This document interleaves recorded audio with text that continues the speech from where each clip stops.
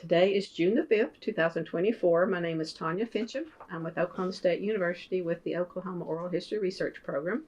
I'm in Tulsa, Oklahoma to speak with Robert and Tracey Taylor for our series on Santa ambassadors, oral history collection. They have transformed into Santa and Mrs. Claus during the holiday season and spread joy to young and old for quite a few years now. But before we get into that, let's learn a little bit about each one of you. So one of you start, as far back as you want to go.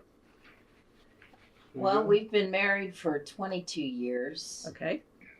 And I was born and raised in Pryor, Oklahoma, youngest of 5 kids. Lived there all my life until Tracy and I got married. We moved to Tulsa and bought this house. And, we've been here, like I said. And what did your parents do for a living in Pryor? My mom was a seamstress, and my dad retired from the cleaning business. Him and his brother had a dry cleaning business. Okay. And so if you're the youngest of 5, brothers, sisters? 3 sisters and 1 brother. My sisters were was juniors and seniors in high school when I was born. He was a very late baby. I was an oops. They said I ruined their life. Because they had to babysit instead of running away. My sister, brother, sister than me. My youngest sister was born deaf. My mom, when she was pregnant with her, caught the German. My brother got the German measles, and my mom caught the measles from him. And could have been worse, but she was born deaf. Was thankful for that. I said she could have been blind or disformed or whatever, and she went to Oklahoma School for the Deaf. Graduated there, top honors of her class. So she's good. She's good. Well, when you were in high school, what was your favorite subject, or besides activities? Sports. Sports. Sports, and I collect baseball cards and sports memorabilia. I started collecting baseball cards when I was 9 years old, 1976. Went over to a friend's house, and he was on the floor sorting out some baseball cards, and he gave me some of his extras, and it's bloomed from there. I've got a pretty nice collection that I've built over the years. I do a lot more of these interviews about that than I do about my Santa business, but I've been lucky. I had an uncle that played Major League Baseball that I got to go with him. I tell everybody I had a rough childhood. Every year since I was 12 years old, I got to skip school in October, 2 days of school, Thursday and Friday, and go with him to Mickey Mantle's golf tournament. So at least once, sometimes twice a year, I was around Mickey Mantle, Billy Martin, Yogi Berra, all those greats from the 50s and stuff. I was around them. And, I just sat there and listened to them tell their stories about what they did back when they played. And I miss that more than anything, They didn't talk you into playing? Oh, I got injured. I had some health issues, some injuries and stuff that kept me from playing. Yeah. So in high school, you're getting ready to graduate. What year did you graduate from high school? 1985. 1985. And what were your plans at that point? I really didn't have no plans. Yeah. I, didn't think. I didn't know about all the grants and stuff like that. And my parents didn't have money, so I just went to work. I didn't think about going to college or anything. And so, they can edit that out. I know. The luck. So just a little bit about your career then, from that point, some of the highlights of your... The highlights, meeting Tracy. Okay. That was my friend that collects baseball cards and sports memorabilia also was a pharmacist. Tracy was his pharmacy tech, and I'd come in there and see at Albertsons, Skaggs, Alpha Beta, whatever they change their name to every year. So Yep. Came in there and seen her, and finally asked her out one day. And here we are. So yeah, he was from Pryor and I was from a little town, Inola, and graduated in '84. We're having our 40-year class reunion this year. But for 20 years I worked in the pharmacy before I had some issues and lost some of my vision. And like he said, my boss was his best friend. So he would come in all the time. And so I was in a work-related accident in 2007. Injured my back real bad. I've had 3 back surgeries and put me on disability. And Tracy lost her eyesight. I got hurt in January, and she lost her eyesight in February.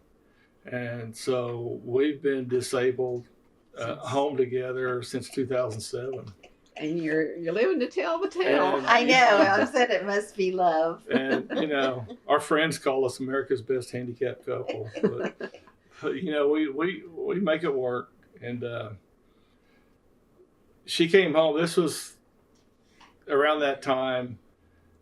She came home one day and said, I think I'm gonna get a part-time job, an extra job. I'm like, why? And she said, I want to, we didn't have kids, we weren't able to have kids, but we got a lot of nieces and nephews. And she said, I want to make extra money for Christmas. And I'm like, I'll buy a Santa suit and start doing that again. I'm like, why would you do that? So I told her. Because I had not heard the story. And so I did, and it just took off. And her aunt came in from Texas. And The first year he did it by himself. And then since he had a bad back, we have a big sack. And we would go in with the toys. So I would help him in with the back packages. And then I would hide somewhere. And I was like, I said, all I get to do is hear all the fun. I don't get to see the reactions. And so then my aunt, she's like, well, we'll just make you a dress. So then Mrs. Claus was born. So we've been doing it together ever since 2008. So this is going to be her 17th, 18th year, whatever it is. And it's been fun. It's a lot of fun. I would have never dreamed that it's turned into what it has. It's just, and we get, I tell Tracy every year, so we must be doing something right because we're getting more and more calls every year. We used to start booking like October, November, and then it was August, and then July, and now. Here it is, June 5th, and we've All already got year. about 40 things to get Wow. booked for this Christmas season. So he's But- going to need to start slowing down. Yeah, Last year we did 100 108 appearances, 108. between Thanksgiving and Christmas Day. So less than a month, less than 30 days. Yes, That was a lot. yeah, and It was fun and we trudged through, but I told Santa that was a bit much. yeah. My You hate to doctor, say no, I guess. my doctor said I was. And that's his problem, is that he can't say no. I'm over here going, and he's like, well, we'll try to work it in. My doctor said I was severely exhausted. The day after Christmas, I went to see her over the lung issue I had with the cats. But yeah, she said your problem is you're severely exhausted. But like I said, I made it through. Everybody was happy. That's the main thing, is making the kids happy. The parents, the grandparents, and everything. It's a lot of fun. And we've been blessed. We've had some amazing clients The repeaters. that repeat every year. And we have, literally, and I'm sure most of the Santas can say the same thing, I suppose. But we've seen them as toddlers, and now they're driving or going off to college, and we're still seeing the same families. And some of them, the children, we're seeing their children. It's amazing. Yeah. How I got started, I was sitting at my parents' house in 1996 on Christmas Eve. My friend Andy Ward calls me and says, "What are you doing?" I said, "Sitting here waiting for my brothers and sisters to show up." He goes, well, we need you to come over to Mom and Dad's house. They hired a Santa to come over, but he got food poisoning. He can't do it. And I'm like, well, what do you want me for? And he goes, we want you to be Santa for the nieces and nephews. And I'm like, you know, so he said, we have you a costume. And, you know, I'm 6'6", 280, 290. And that costume would probably fit a 6-foot person. Good. I look more like a clown than I did Santa. But next year they said, well, we want you to come back because you're better than the Santa that we hired. So will you do it again? And so we got a better costume. And then I did them. And when I'm leaving, they said, oh, our cousins want you to come over to their house. This is in Pryor. I drive over to their house. And they said, oh, our friends want you to come see their kids. And I did end up doing 4 or 5 stops that night. And so I did that for, I don't know, 3 or 4 years or something. And then, you know. For money or for volunteer? Just volunteer. Yeah. And they tried to give me money. And I said, nah. Well, where did you get a suit that was big enough to fit you? Do you remember? Yeah, I ordered it online, you know, but I found out,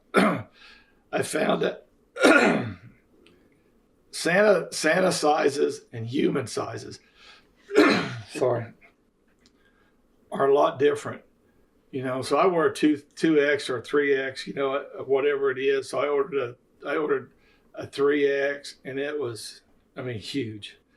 And so I found out later the sizes run bigger in the Santa apparel than regular.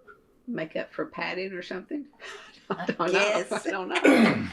You know, that would make sense. My problem is my long legs and my long arms. Mm. You know, they're either short and round, you know, or they're just short. But I'm trying to be nice.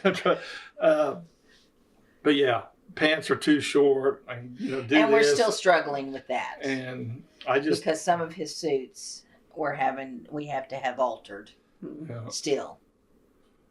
But, you know, getting into those custom made suits and everything, it's very expensive for those, you know. And he's Cherokee, and it's hard for him to grow a beard.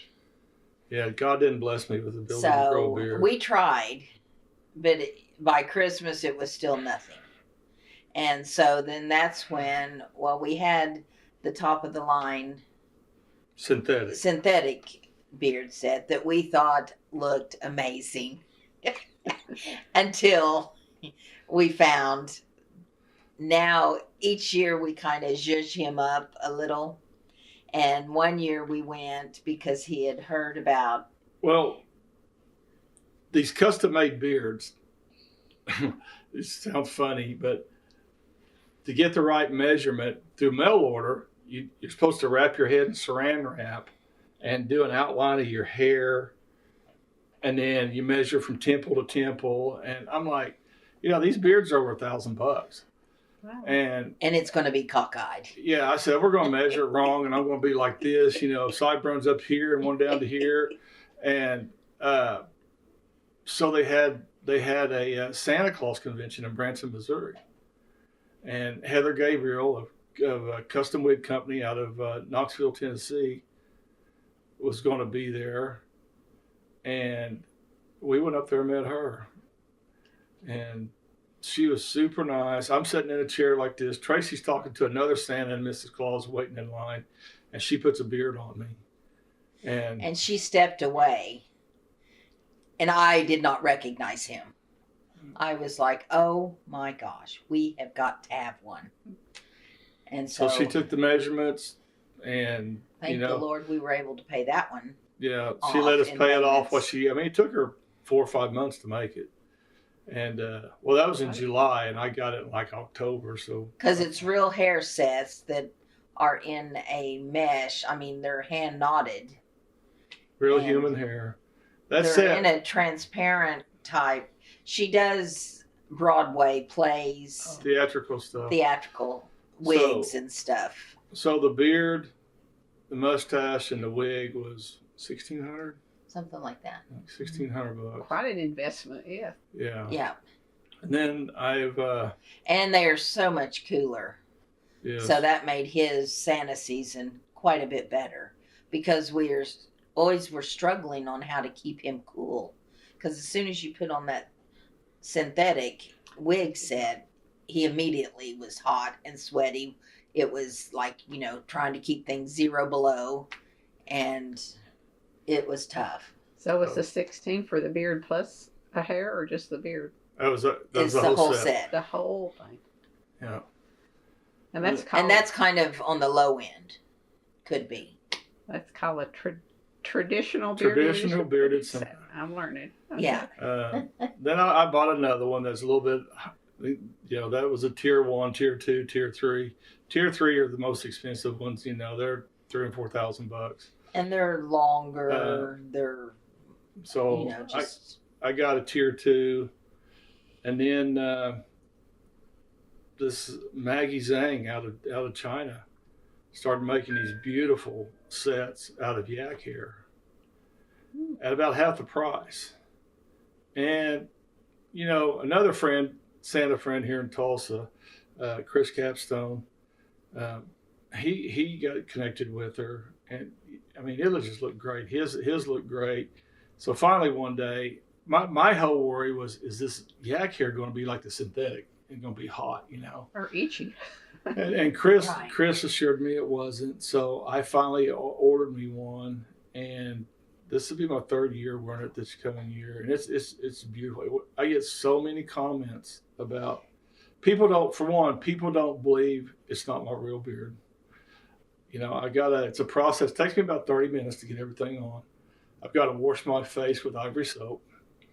And then I got to use that 94% isopropyl alcohol. I got to get all the oil off my face. And then I outline with toupee tape, come here and go up to my temples. So I start here putting this on and bring it on up. And then I put a piece of tape under here and I pull it down and it fastens. And once it's on, it's on. Kids can they'll rip my cheek off before it'll come off. That toupee tape's supposed to last a month, 30 days it says. And I'm putting it on and taking it off every day. The first year, man, my face was hurting. And Chris told me, he goes, you got to use some of your wife's face moisturizer, I'm like, so I started doing that. So, but yeah, I mean, it's definitely a process. It's a process, but we thought we were doing good when we had some good business with the synthetic, but once I got this, it just took off, And I don't know if it's necessarily your beard. I'm sure that helps because he does look pretty authentic, but he works with a lot of photographers in November, so he does photo shoots through November, and then come the 1st of December, boy, we are hopping. The day after Thanksgiving, we're in Enid every year. We go up there, help light that big Christmas tree they have. We're in the town square at the courtyard doing photos with kids, and it was really cold there last year. Oh my goodness. It was cold. But we survived. Couldn't get out of there quick enough to get warm. We survived. Yes. But So when you're during the summer, I guess, how do you maintain or store or clean the beard? it's in a box. Oh, you just put. Yeah. You don't have to We clean it. dry clean it or whatever. Well, our suits and everything, we dry clean, put them up. The beard, Tracey washes my beard and mustache about every 3 days. Because after that, it starts getting itchy. So she has to wash it. I'm a big guy. I sweat a lot. And so we just store it. At the end of the season, I just style it one more time, and then we have a little box. We just put it in there. And then at the beginning of the season, the next year, we take it back out and she washes it and sets it again. And then we're off. Huh. What do you, for your look, do you do anything different for your hair? I usually twist it up because I have a bonnet. Okay, Mrs. And- Claus doesn't have to be gray. Right, not really. white. And then I have I had the dress that my aunt made me, and she made me a bonnet and a little apron. And then at one of our parties, a man spilt something on me, and we didn't know if it was tea, wine, or what. Didn't say I'm sorry or nothing, just walked away. He's like, whoops. And Santa about lost it, but we managed to go back into the little kitchenette and wash it out, and it luckily didn't stain. But so I told my aunt, before you quit sewing, could you make me a backup dress? And so I have a second, and now he just bought me another one, but You got 5. I just bought her 3 more. She has plenty. so I have backup after backup. But yeah, and I have my jewelry that I wear, and we told you that our niece is an Indian artist. Well, her husband is an Indian beader. He's also an artist, but he does beadwork. And I have these little earrings that were, or Santa. I should have put those on today. And the kids love them, and they always notice. And then I have a little purse that I carry. It's always filled with candy canes. Because I tell him, if you ever see Mrs. Claus, she should always have a candy cane. Because that's what I do. I make candy. And so, but it's so interesting. I have all kinds of stuff in my little purse. But it's sometimes the little boys that are like trying to peek in my purse. Like, I like your purse. And the little girls are like, what's in there? And I'm like, just girl stuff. So, but it's fun. But I have, my leather boots. We upgraded his boots. He has some nice leather boots. I have my leather boots, and we're pretty legit, is what we've been told. We hear it a lot.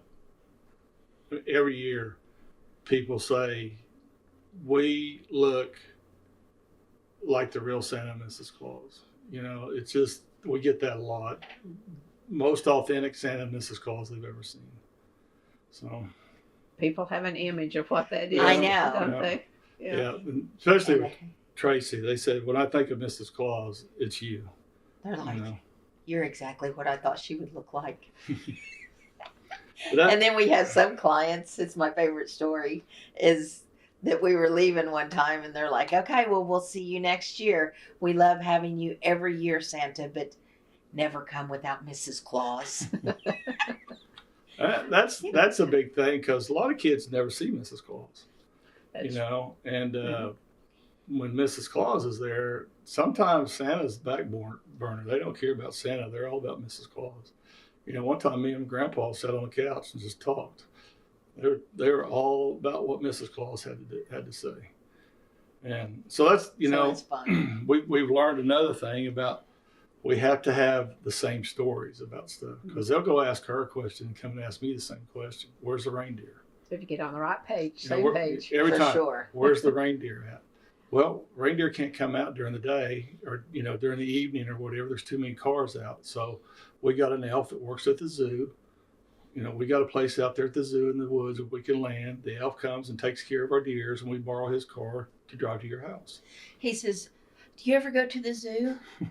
He's like, well, we have a little elf out there that takes care of them. So he's about Next this time tall. you're out there, look for him. I said he helps feed the animals and everything. And the next year we went back to this house, and this little kid said, Santa, we've been to the zoo 4 times this year, and we hadn't seen that elf but once. We should get commission from the zoo because we're sending people out there. Well, I guess you could say he's in the North Pole during the summer. During the summer. So I was telling, I said, well, he must have been busy feeding the animals somewhere, because that's what There he you does. go. You have to think on your But- feet, don't you? Yeah. Well, and kind of make it relatable, because the kids, we tell them if the reindeer were here and the cars came by and it would scare them, I said they would run off, and then how would we get home? But I always tell them, we only came with one reindeer, because they want to know who all came, and we just brought one in Brought the the little small sleigh. sleigh. And the name of the reindeer that usually brings us? He's our fastest one. Must be Dasher. And there you have it. But we have learned that we definitely need to be on the same page. Yeah. We do. I don't know, 3, 4, 5 events every year with Nick from Bristow, the Reindeer Club of Oklahoma. I didn't know there was one. Okay. Yeah. There you go. Another. Yeah. Yeah, Nick. They hire him just like they do us, and he brings reindeer. He's got some beautiful reindeer, and if it's not him bringing it, it's his mom and dad bringing. They're booked more than we are. I mean, everywhere they go out of state. They go everywhere. His hometown of Pryor, he's been able to take over the Santa that used to do it for 30 or 40 years, retired. And so he's now their Santa. And so he's in their parade. And through all of our years of doing different events, he's come up with an idea in his head. And he's made a Santa's Christmas Village that's there before the parade. And the kids get to come in for free. I'm putting the booklet together right now to get printed off, but we'll start, sometime later this month. We go to all the businesses in Pryor and we get donations, and we buy gifts, bicycles. I mean, each kid, the first 600 kids get a gift. And then they get a chance to win a bicycle. The bicycles are numbered. There's a box in front of each one with the number of the bike. So, it's not like a random draw. They could pick what bike they want to have a chance to win. Last year we gave away 35 bikes and over $17,000 worth of gifts last year to the kids. But bring her in, like she the first time they come in, they see me right off the bat. Have a photographer there that takes a picture, prints it off. So the time they're done with me and walking off, they're handing in the photo that's in a little folder. Then they get a bag, and in the bag it has a 24 count of Crayola crayons and a coloring book. And then my niece and my great niece are elves. They go to see them, and they have their ears and everything. We have custom made ornaments made every year, a different ornament, and then something else, little gift or whatever. And then we give away, this is for kids 2 to 12. And then kids under 2, we have teddy bears to give to them. And then a church comes in and gives away. They have in the past. And they probably will again. They give gloves and socks to all the kids. And then another church gives away stocking hats to the kids. And then they go to Mrs. Claus and see her, and my niece makes these beautiful custom-made cookies. And so she makes us, 600 of these, Mrs. Claus, Santa Claus, elves, the Grinch, whatever. I get to do that. And then the last stop is the North Pole Post Office, and they can write a letter to Santa and put it in the North Pole mailbox that I get. And we see it's busy. We do it for from 2:30 to 5:30. And then the parade's at 6, and we see over 600 kids. Well, we plan for 600, and sometimes we start to run out. But 600 is a lot. That's a lot. Yeah. And you start planning now. Right. He's already got some stuff you're knocking to give on away. doors or making phone calls. And some of my teachers are the Pryor Arts Humanities Association. They're the one that helped me. And when I went and pitched this idea to them, I remember Mr. Dryden, Robert, there's no way you're going to see over 400 or 500 kids in 2 hours. I said, yes, we can. Well, the first year we were planning for 200. And then immediately after, we're like, we need to do 400. Yeah. And then it was 600. And so I said, I think we need to stop at 600. But then we had extra stuff last year, just in case. Yeah. But it was after that first year. I mean, we are done. Close the doors, and Mr. Dryden was the first one. I think we need to do this again next year, and He goes, Robert, I don't know how you did it. I still don't believe it, but you guys did it, But it's a lot of fun. Well, how was that financed though? From sponsors? Sponsors, Yeah. Tracy and I volunteer our time for that. We're the one that goes and gets all the donations and everything. Then we, it's turning into a 24/7, 365 day a year gig, because right after Christmas I'll start looking for stuff for this next year, On sale. and getting stuff. Right. Yeah, I got bicycles in the garage right now that's in boxes my niece was at Walmart just a couple weeks ago, and she goes, they got these bikes that were like $79 marked down to $35. I said, I'm on the way. Like little Barbie bikes, which you'll go over real well. But last year we did bikes, but this year he's wanting to incorporate more like a Barbie dream house that they can put their name in it for a drawing, or like a bow and arrow for the boys, or something, just because different. We found out not all the kids are signing up for the bicycles because the parents either had already bought them one, or they'd got one like last year for Christmas, or one for their birthday. And they are nice enough. They said, we'll just let somebody else. So I want to get some more. I've been getting ideas. I got a Facebook page, Santa's Christmas Village, Pryor, Oklahoma, and I put out questions, and asking everybody, like last year I said, are the kids liking the crayons and coloring books, or should we do something else? That was immediately, oh no, they love them. Keep doing that. That was number one thing. It's just, I'll find stuff and put pictures of it on there, and I said, what do you think? The kids will like this, and so I get feedback like that about what we're going to get. Okay. And kind of have to keep up with what's popular. What's popular, yes. Oh, for sure. Yeah. So like I said, this year we're going to try to change it up a little bit and try to, incorporate some more stuff. I thought about like getting a lifetime fishing license for, I checked into those. They're like $300 or $400. So, get one of them where the kids can have a lifetime fishing license. And, but again, we go to the insurance companies, the banks, the plumbing shops. We hit anyone and everyone. Again, I can't, we wanted this thing to grow. But how fast it grew. After the first year, word got out. Then after the second year, it was, and then, the third year we go and edit that. The third year we go and we walk in and they immediately go, oh, how much money you need? It's like that now. We hope. And so we invite them to, like the day before, all the sponsors to come look, see what we're doing, and they get a idea of what we're doing and stuff. And but before we open the doors to the public, we let special needs kids come in first, autistic kids and stuff like that. They can't handle the crowd noise and stuff.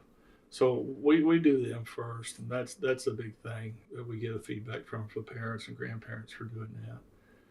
And I tell them, you just don't know what kind of home life some of these kids have. Yeah, true. And some of these kids coming through, what we're giving to them this year could be the only Christmas present they get. And so I want to make it special and I want the kids to remember it. Because he remembers how Christmas was when he was a kid. Well, while you said that, let's what was your Christmas like? Do you remember sitting on a Santa's lap yourself? Yeah, my dad. Really? I vaguely do. I think I went to Sears. I don't remember at all, so I don't know. My dad was Santa. He played Santa for us, and then he had a suit and all. Yeah, he would disappear until told Santa one day he had a ring just like my dad. Then after that, it was a friend that he had a little dairy deal in Pryor, John Shawneke. He came and did Santa for us, but we always went. In Pryor, the First National Bank always had Santa Claus in it every year. So, you'd go to the bank and see Santa, and then they'd have the Christmas parade and everything. But at the bank, you were able to put your name in to win a bicycle. Mr. Jacobs at the bank, he bought bicycles. And then my aunt made homemade Raggedy Ann and Andy dolls. And he would buy several sets of those from her, different sizes. She made them all different sizes. And he'd give those away to the girls every year, You go in the bank lobby and be roped off and have all these bicycles and Raggedy Ann and Andy dolls, and you can put your name in. And then, he had Santa in there. So that's in the back of his mind. So he wanted something similar. No. So we've done it. I working with the Chamber of Commerce in Pryor and Pryor Main Street Committee, my deal was I want to make Pryor the place people want to come for Christmas. And we partner with the Pryor Arts and Humanities. And they're a big part of it. So I want it to be like it was when I was a kid. I want lights up. They quit having lights up on Main Street. We've got lights up on Main Street now at Christmas. Now with the Christmas Village, doing it before the Christmas parade, they closed down Main Street in Pryor at about 3 or 4 o'clock, something like that. We got food trucks coming in. They just got different activities for the kids. It's a long all day deal. It's December the 7th this year, Pryor Creek, America. So, they just have a lot of different activities. Food trucks. They had. We're just one of it. Activities. You've seen a lot of changes in the 20 years you've been doing this. Yeah. Or has it ebbed and flowed some? Yeah. As far as people showing up, or the spirit of Christmas, or whatever, too commercial, versus the sentimental. Yeah, there's been a couple like when's enough. I'm like, as long as I keep getting money, I'm buying gifts for the kids. So we need to return the money because you've got enough to do. I'm like, no. I said, you want me to return the money to somebody that's donated it? Then next year when I ask them for money, they're going to say, well, you didn't take it last year. So no, I'm spending this money. I'll find something else to buy to give away to the kids. So this will be our 4th year in Pryor doing the village. Okay. But each year, it seems to, and they're lined up for probably an hour before we open. And 2 years ago, it was so cold, and the parents were saying, I tried to get them to leave, and they wouldn't. I said, not for a chance to see Santa. No. But again, with the line deal, I ask everybody, how long did you have to stand in line? And really? And they said, 20 minutes. Because we got it going pretty, it's going pretty And quick. I'm pretty proud that I don't feel that we rush them. That we don't rush them. The only thing we do keep it flowing. The only thing, sometimes a parent will say, well, tell Santa what you want for Christmas. And I'll point over there. I said, over there's a Santa Claus's post office. I said, go over there and write it all down and put it in the mailbox, and I'll read them when I get home. I get 400 letters. What do you do with those? We go through them and read some of them because they're funny, Yeah, do you keep them? Oh, some of them we have, but some of them, if we know them, we'll kind of go through and try to find their grandkids or whatever. And we'll end up mailing it back but to Mrs. them. Claus is the recycle queen. So that's what he says. She's going to save the world, and I'm like, one piece at a time. Yep. But it's like, again, it's a lot of fun. We've had a couple of deals that wasn't so fun, but it was a good thing we did. We one year we got contacted from a friend that we do their Christmas for their kids, and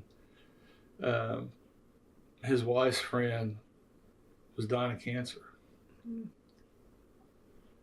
and she had a little 3-year-old, and she'd always taken it to the mall the last 2 years to get a picture, and she was upset that she wasn't going to be able to take it to the mall.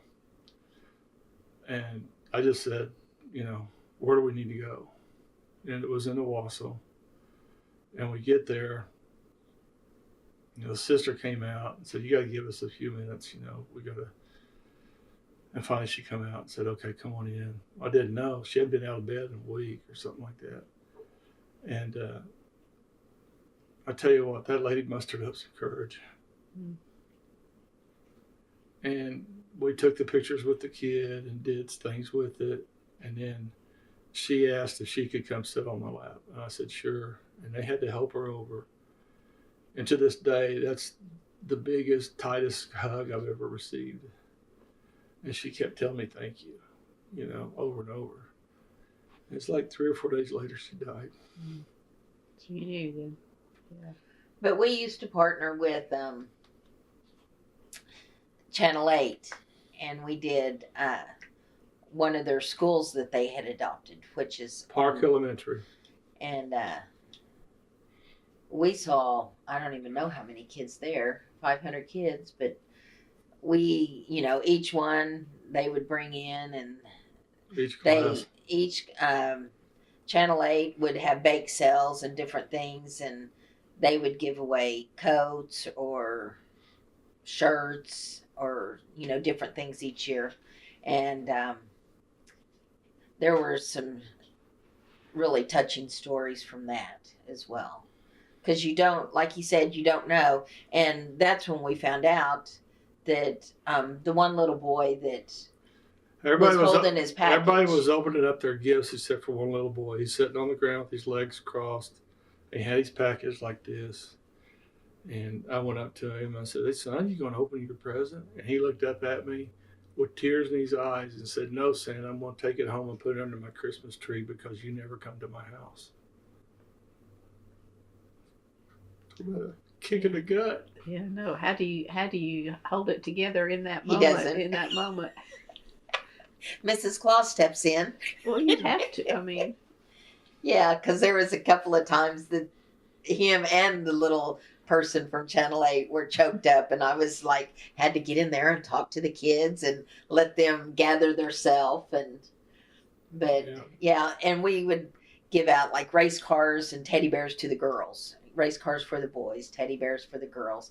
And the boys were bringing back their race cars wanting teddy bears so they could give it to their sister for Christmas, or so she would have a present. And it was just on and on like that. But, you know, so you never know what the home life is for kids. Well, we did an event one year too. A grandmother brought her 2 grandkids, and they were giving away bicycles. And the little granddaughter wanted a bicycle, and the little boy, he was so upset and crying.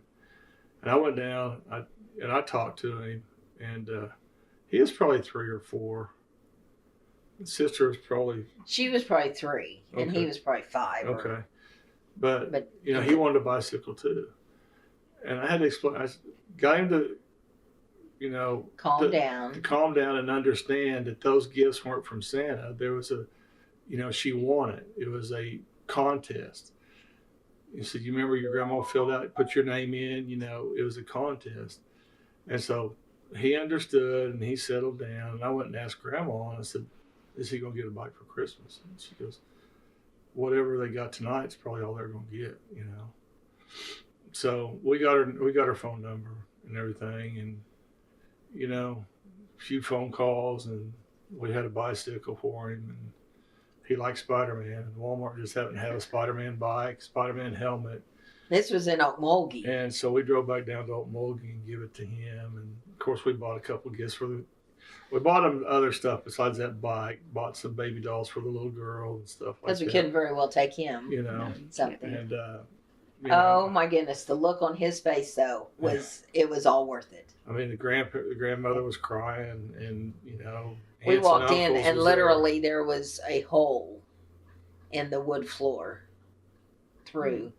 I mean, it was just a little shack house. Mm-hmm. And so this is, it was way over the top for that little one. Yeah. And you're in your Santa. Oh, yeah. Of course. Yeah. But then they see us drive up in our truck, because at that time we had the truck. And was it red? Yeah, yes. Of course. I mean, you have to. I would think. Well, what do you drive? You would think. Yeah. But then there, where the reindeer come after that, and why are you in that truck? Because Yeah. That's one one of our helpers. One Christmas Eve, my nephew, who's the Grinch at our Christmas village, my niece and nephew are elves and the Grinch. My nephew's daughter is another one of the elves. She was born on Christmas Day, and so they would keep the dogs for us on Christmas Eve. So the dog that you hear. We get done about midnight, and we come home and change, and we call him and say we're on our way, pick up the girls, and we're driving and we're going through Verdigris, and not paying attention, I get pulled over. And he said, "What are y'all?" And I said, "Oh, I'm sorry, we're tired. We're Santa, Mrs. Claus, and everything." Well, he writes me a ticket. So while we're there, he goes back with my license and everything. I had some letters in my visor, and so we're sitting there reading these letters, and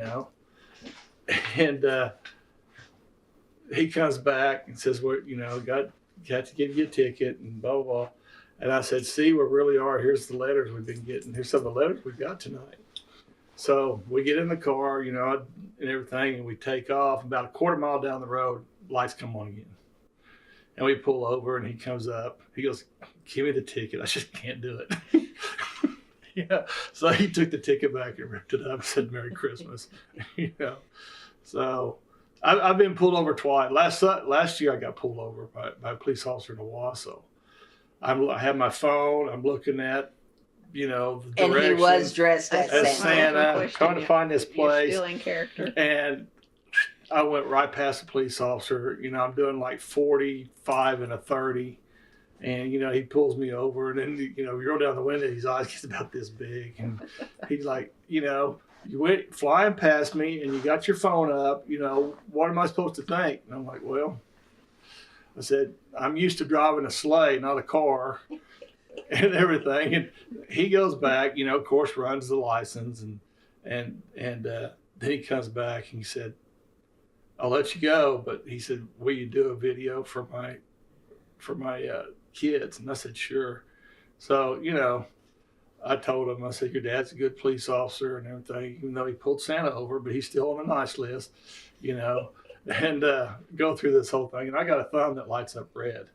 And I said, "Remember, if your nose turns red, you're on the nice list." And I went like that and my nose lit up, And so. Because that's how we test the kids when we're in the house.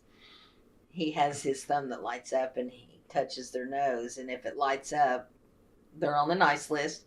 But a lot of times the boys kind of flickers, or if we know that they've been kind of naughty, he'll make it flicker and make them think, "Oh no, am I making the list?" And there's some of them that we do that. You get down to the last two, and they're like, there's always one or two of them that don't want to do it because they're afraid it's not going to light up. Or we test Dad and his doesn't light up, or Yeah. So it's fun. And the kids. One of the other things, I got a tape measure I carry, and I'll measure the kids. And, "Man, you've grown this year," and I'll measure them like this. And then I said, "You think Dad's grown?" And I go over and I do his waist. They think that's funny. So. And do you practice your ho ho ho laugh? Oh, I don't have a loud voice, so I do. Well, yeah, when you enter a room, how do you? I ho ho ho in and stuff. Yeah, we ho ho ho out. I have to sometime remind him. Ho ho. Did you do any training or go to any classes to Never do any have. of this, or just read books? Learn as you go? Read books. I've got Timothy Conigan's book. I've got Gordon Bailey's book. They're two of the big Santas in the industry that had schools. I just ordered their books and read them. And a lot of the Santas go in and they're like we're just Santa and Mrs. Claus. We go in. We usually have gifts. We're just there to talk to you, find out if you've been nice, naughty, or nice, what you want for Christmas, and then we're usually out. We're not a big production, which a lot of those classes teach you to be okay.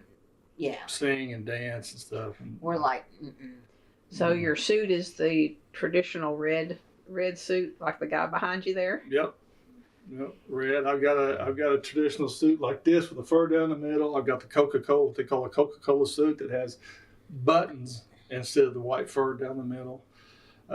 That's all the illustrations of the Coca-Cola Santa. That's what he's got. I've got the parade coat, 2 parade coats that come down past your knees. Several vests, different color vests. A lot of times, well, I'll ask the parents if we're doing home visits or, if we're doing a party, a corporate party or whatever. I'll send them pictures of me, with that suit, the Coca-Cola suit, and pictures of me with just vests and long sleeve, puffy sleeve shirt. And a lot of them will let me wear just the vest and shirt. I'll wear the parade coat in, and then I'll drape it over the back of my chair. Because, it's hot. It gets warm in this stuff. And that's what we tell the kids. I'm like, I told him he didn't need to wear that big fluffy coat. I said, it's too hot here. We're used to it being cold. But, I work with some pretty good photographers here in Tulsa that hired me to come in. And they keep their studios as cold as the North Pole, they said. They're like, man, it's cold in here. And I'm like, feels good to me. I'm over there.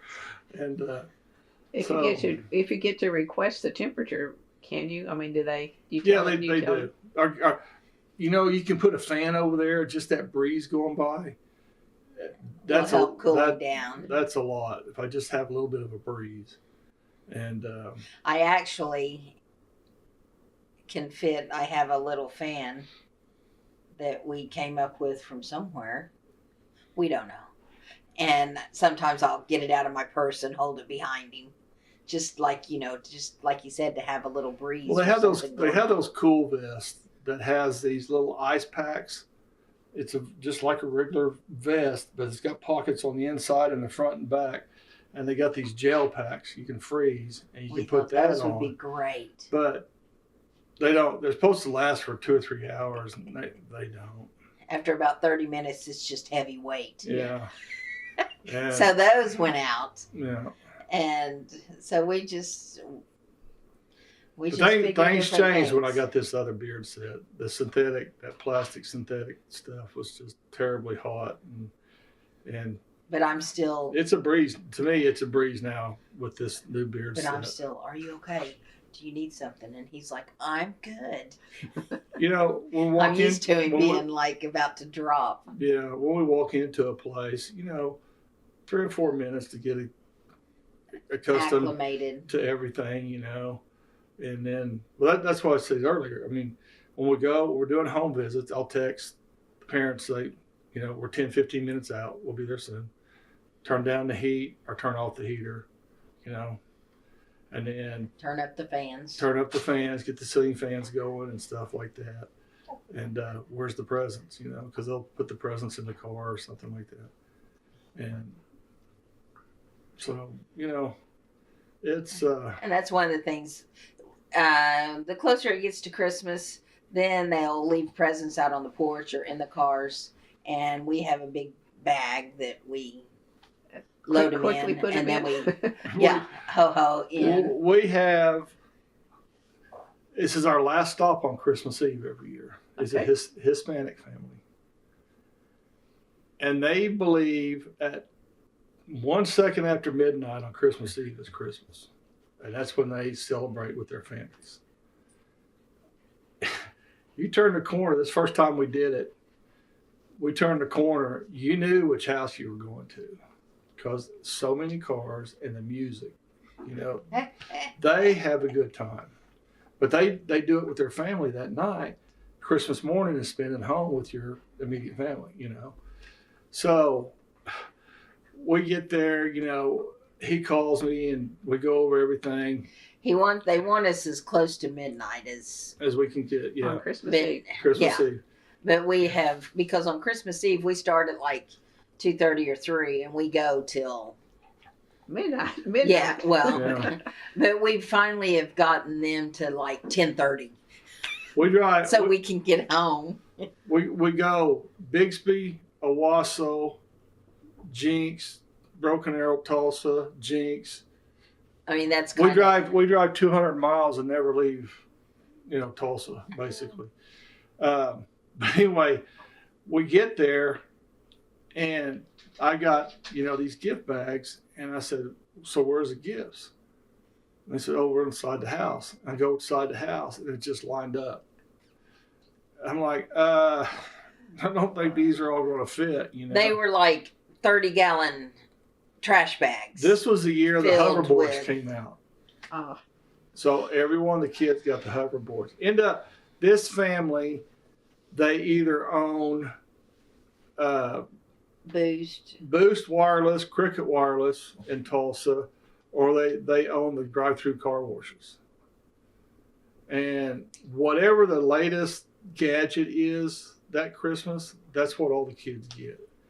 Once they get teenagers, they all get iPhones. It's incredible the presents they out get, there. and But they have a DJ. They send us home with homemade tamales. Now they know. They already basically have packaged up for us. And for like 3 or 4 years, we get there, and I'm just holding my bag, and they're all screaming. Like all the parents start coming. They coming from inside, going to their cars, and they're just loading my bags with gifts and stuff. And Angel. It was like 3 years in a row. His name is Angel. We now know for sure. And I don't know what they're saying to him because they're all speaking Spanish. And I don't know if they're making fun of him. Because Santa only speaks Spanish when he's in Mexico. So I don't know if they're telling him he's nodding, he's not getting a gift. But like 3 or 4 years in a row, his was the last gift I pulled out of the bag. And he was always sitting right there in front of us. And every time you greet, he's like this, and he'd take another step towards you. And you call another name, and he's like, then you go to, and it's getting to where, he was in tears. And so now the last 2 or 3 years, we kind of figured that his parents must be the first ones out to us and dropping the gift in first, and his always goes to the bottom. So then we finally said, where's Angel's present? We need his to be. I handed it to Mrs. Claus, and she holds it. But he's a teenager now, so he's a good kid. I give him a hard time every year. You weren't last. But that's one of our favorite styles. Yeah. And they it's like you said, it's amazing to see kids that are 2 or 3 years old, and now they're 20, 21, 16, 17, whatever, graduating high school, going to college. And that family in Pryor, that 1996 that called me, we're still doing them. And now those little kids that I did, we're doing their kids. Yeah. So I can just picture the pictures of you through the years. I definitely progressed. Yeah. Yes. Oh yeah. Even with them for 20 years, if it's the same. Yeah. And the person is age. We do a set of twins. They're like 8 years old now. We're the only Santa they ever had a picture made with. Their mom. We're the first Saturday of every month. We're always at the Tulsa Toy Depot from 9 a.m. to 1 p.m. doing photos. And their mom seen us. No, we went to his business, his work, the eye company. Yeah. The eye doctor place. And when the babies were little, and since then, she tries to find us where we're at every year to have pictures with the kids. And the last couple of years, we've gone to their house. But yeah, they're 8 years old now. So. But it's fun, and I'm sure that a lot of the Santas get the same thing. But the parents, some of them say, "Oh, they're not even interested in the Santa at the mall or at Bass Pro because that's not the real Santa." The real Santa comes to my house. And so, yeah. Oh, have you been a mall Santa? No, they want real better Santas.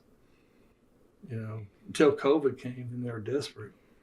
And then I got a phone call, and I'm like, you know, we were booked up anyway. There's no way I can commit to, 28 days in December, or, from Thanksgiving to December, 3 or 4 hours a day. And I just asked her, I said, why are you calling me? I don't have a real beard. I'm a traditional bearded Santa. They said, well, we've seen your pictures and your beard really looks nice. And I'm like, I'm being nice. I'm not being, I bite my tongue. I'm thinking, 5 years ago, you didn't think so, but I didn't say that, and we've learned that Bass Pro, they won't, if you live in like they want you to be out of state or something. It's weird. One of the other Santas in our group, he went out there, applied, and they ended up sending him to San Antonio, Texas.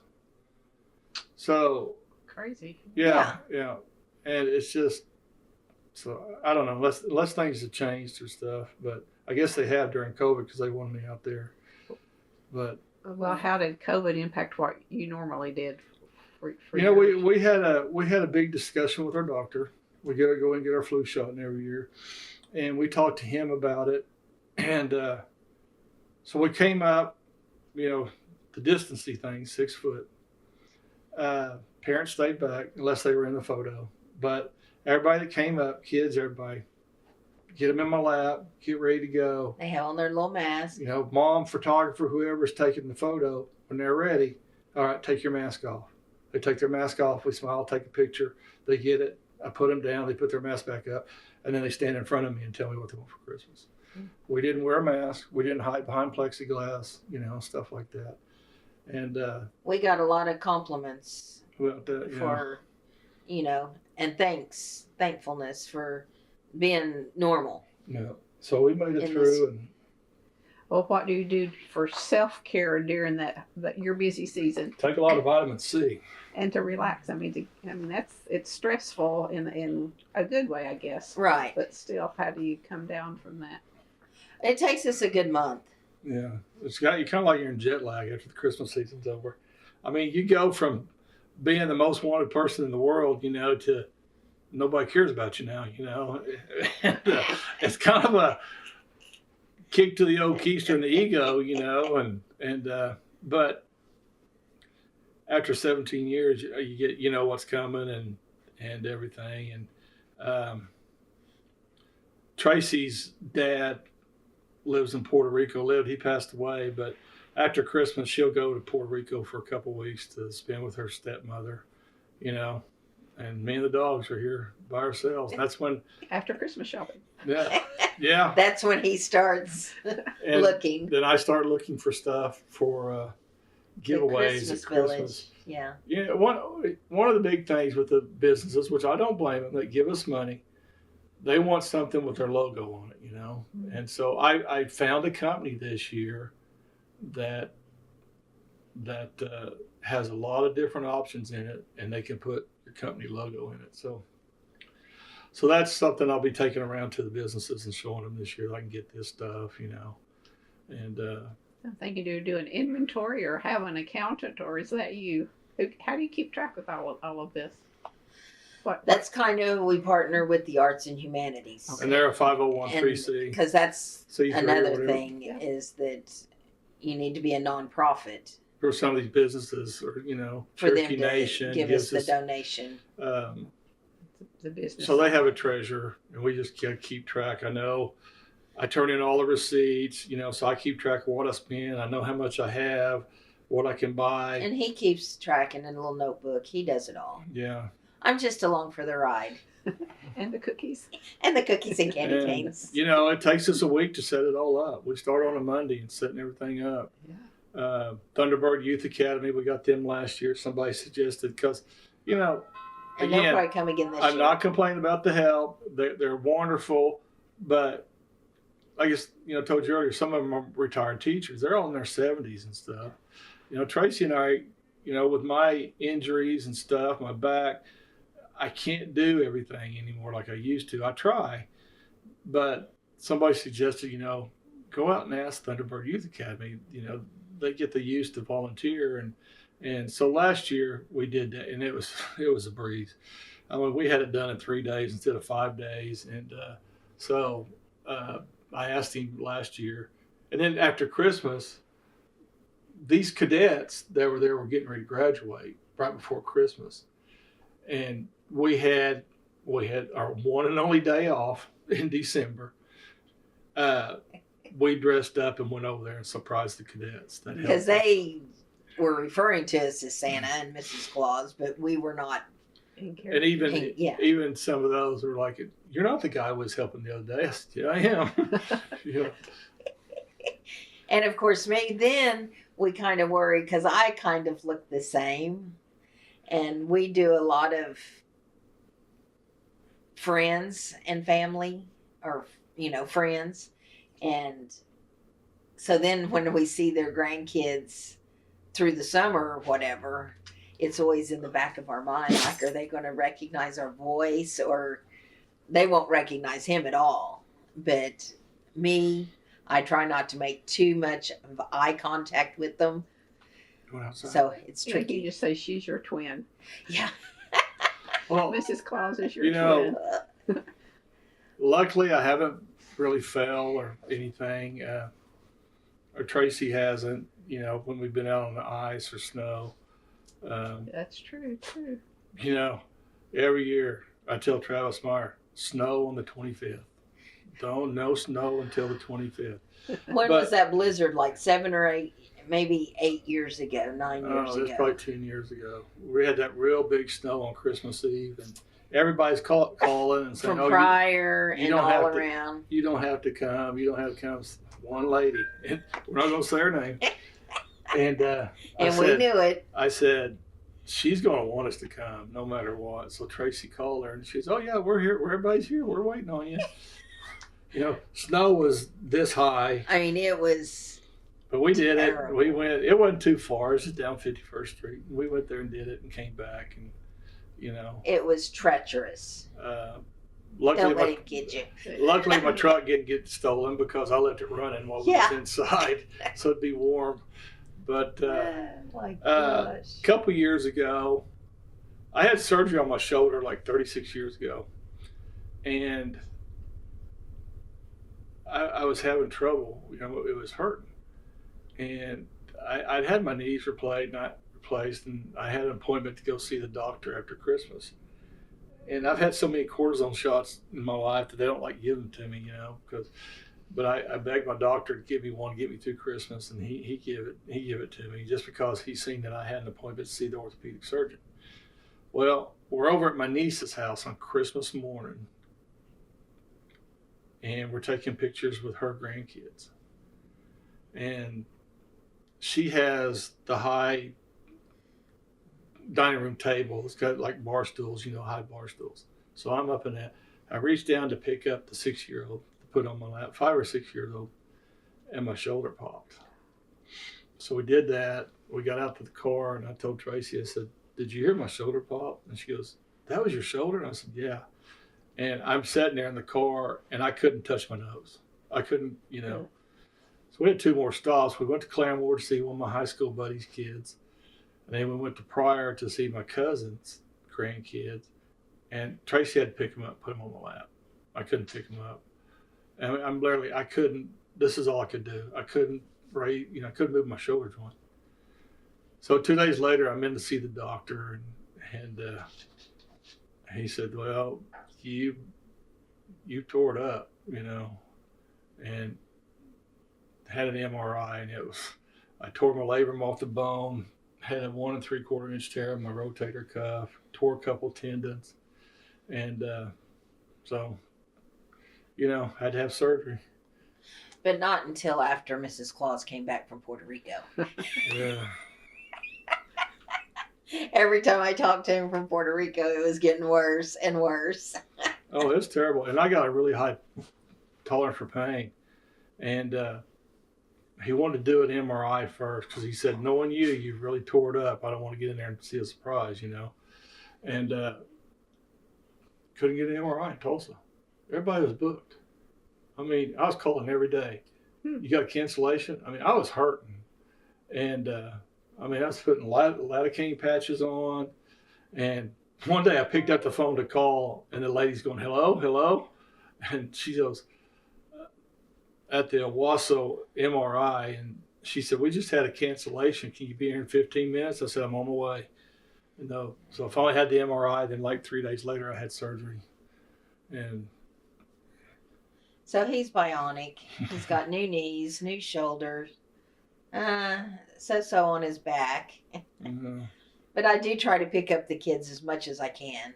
That's say that. I mean, the parents could help in some cases. Like Yeah, but you'd be surprised. Well, at the Christmas Village, I can get one. So I pick up one kid and put him on my lap. But if there's more than one, then I'll and tell that's the kind parents. of because he always keeps his hands available for the photos, just in case. They got to be visible. We have to have we have a liability insurance. You said think Santa has to have insurance, but he does. We carry $1.5 million liability insurance. All photos, hands have to be visible. We have a background like an OSBI. We do a criminal background check, and we do the sex offender background checks. Just a peace of mind. Protect yourself. Yeah, peace of mind to the parents or whoever's hiring us. Most of it's corporate that wants it. Corporate and daycares a lot. Has that been since day one, or just can you pinpoint when that might have changed?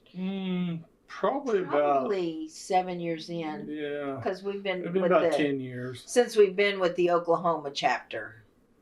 Yeah. They kind of require that as well. First, just so that if they refer you out, they know that you've been vetted. And we do a corporate event, and they were the first one to ask us for it. So. Yeah, I think we did that for them before. But yeah. So and a friend of Pryor, one of my friends in Pryor, he's a retired OSBI agent, so I contacted him. I'm like, "What do I need to do to get a background check?" And he told me, and so we do that every year, And so that maybe in the mid 2000s, then like 2010 or somewhere in there, or even earlier. Yeah, it's probably about then. Yeah. My niece has moved back from St. Louis. I'm only 4 years older than her. I told you my sisters were older when I was born. So I was an uncle at about 1.5 years, 2 years old. And then my niece Melissa, she's Elf Cookie. And so one day we're driving to Pryor and it comes over the phone. This lady wants to wants to book Mrs. Claus to bake some cookies with the kids. And I said, "What is she talking about?" And he's like, "I'll tell you." And so then she hangs up. He said, "We're not at home. I'll call you when we get home near my schedule." Fine. So then she hangs up and I said, "What is she talking about?" And he's like, "Oh, I put on our site that you would go bake cookies with the kids." You and Melissa. I said, "I don't bake cookies." And he's like, "No, that's why Melissa's going to go with you as your elf." And I said, "Does she know this?" Because it's obviously a surprise. Yeah. So we've been doing that for the last 3 years. 3 years. That's become real popular. So we went from like 4 to 6 to 9. I think we did 9 or 10 last year. So if you're not baking the cookies, what are you doing while she's doing the cookies? They go in. I drop them off. Gabbing. Off. They go in. They have the cookie dough. They bring the cookie dough, the cookie cutters, the sprinkles, the icing, everything with them. So they go in and do that. And then while the cookies are baking, they have... We either do a little craft or that's when we sometimes write a letter to Santa. We have the templates made out, They don't know that Santa might show up. And then, they'll text me. I'll be out in the car or something, and last 15, 20 minutes, they'll text me, come on. And I'll come in ho-hoing and surprise everybody. I said, "Hey, I hear you're baking cookies. Santa's here for cookies." So then the direction shifts to Santa, and Cookie and I can clean up our mess in the kitchen. So do you have to eat a lot of cookies, or are you just able to take one bite and put it aside? We really don't get that much sweet stuff given to us. You wouldn't think, we get a few cookies, but... And we sometimes eat them, sometimes we don't. Yeah. But Santa, in between stops, yeah, we eat quite a bit of cookies. So in between stops, you're still in character. Oh yeah, because we may do 4 or 5 stops in a day. So why do you have to go to the facilities? Quick Trip. Quick Trip is our friend. Yeah. And do the reactions when you go through? Oh, it's funny because I got bells on my boots. I mean, they hear me coming, jingle, jingle, jingle, and then we have to take 3 or 4 or 5 pictures before we leave. But it's kind of funny because like when we go do our stop in or Collinsville, I guess, or one of them, there's like a Subway. We always stop at Enid. We go into that same little store. And when we go to Inola, it was the little pizza joint. So we kind of have our little stops that... And do some selfies along the way, I guess. Of course. Yeah. Our videos. And the one year we stopped in the pizza place in Inola, we come out and this lady goes, I need to ask you a favor. I said, what? And they were going to Branson for Christmas and hadn't told the kids, they were going to go to Silver Dollar City and they're going to stay at that water park place in Branson for the kids. And so she wasn't sure quite how to tell them and everything. So I did the video and told them, hey, I'm passing through and I got these tickets for you all. You're going to Branson for Christmas, but I dropped them off at Mom at work.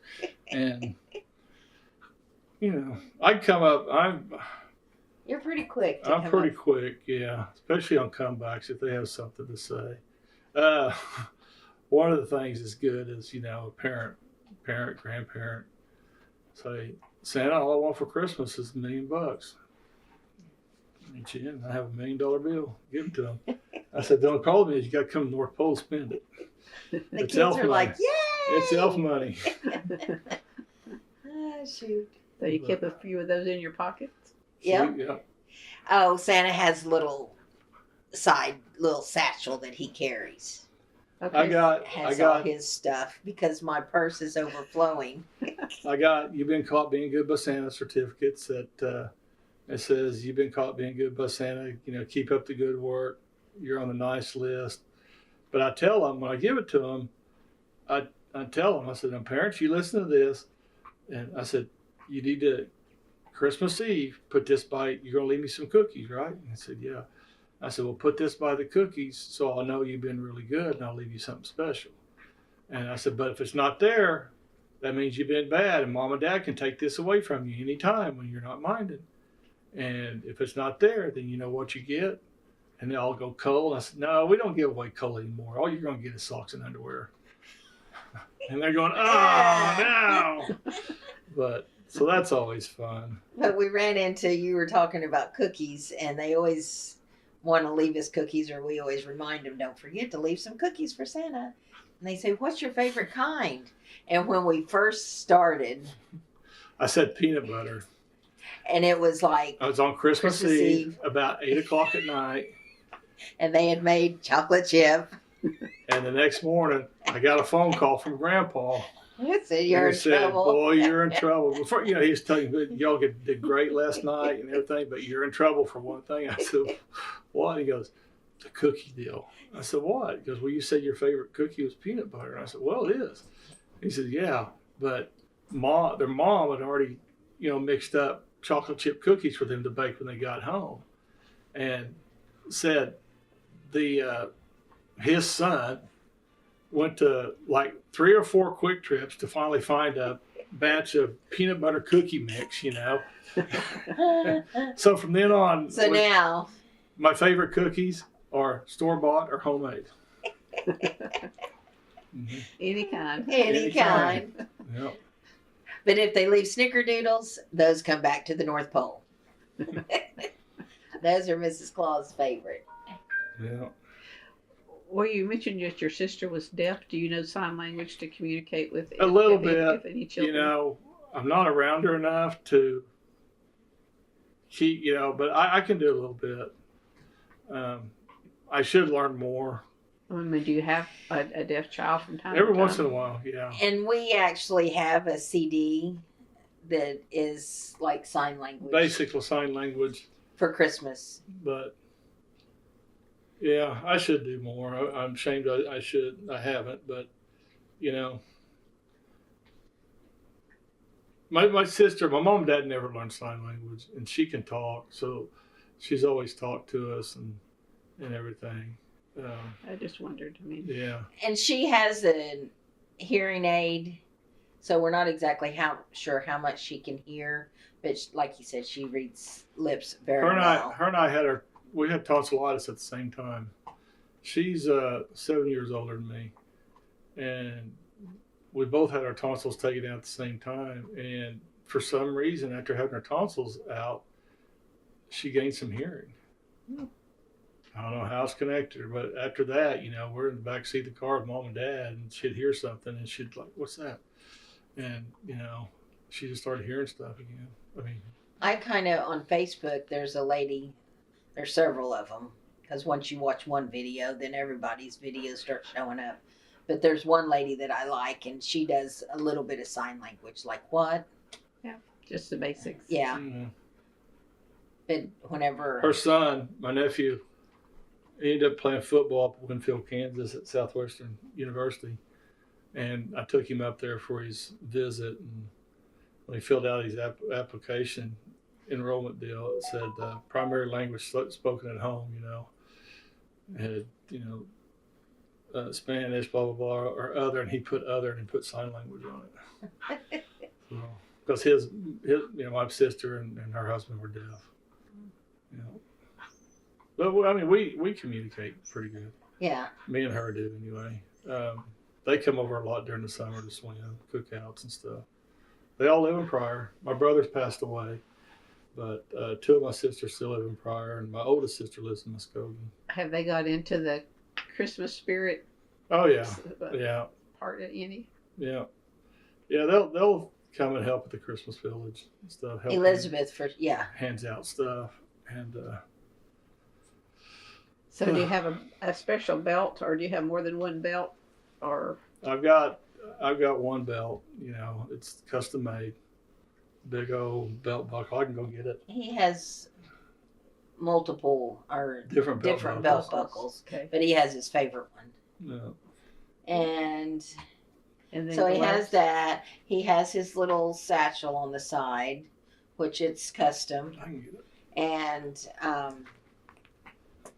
he has a set of keys that he carries because one of them, and it may be on his belt, so you'll be able to see it. But it's the key that gets him into all the houses that don't have chimneys. Okay, that makes sense. And actually, we used it tonight, and or whatever.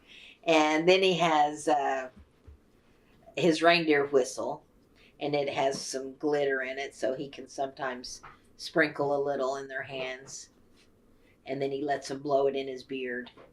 He's like, but whenever I blow these on on my reindeer, they can fly.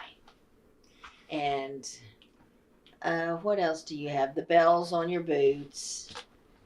And he's got monograms on his sleeves. And there's my belt. There's the belt buckle. Oh, a pretty snowflake. Yeah. That's cool.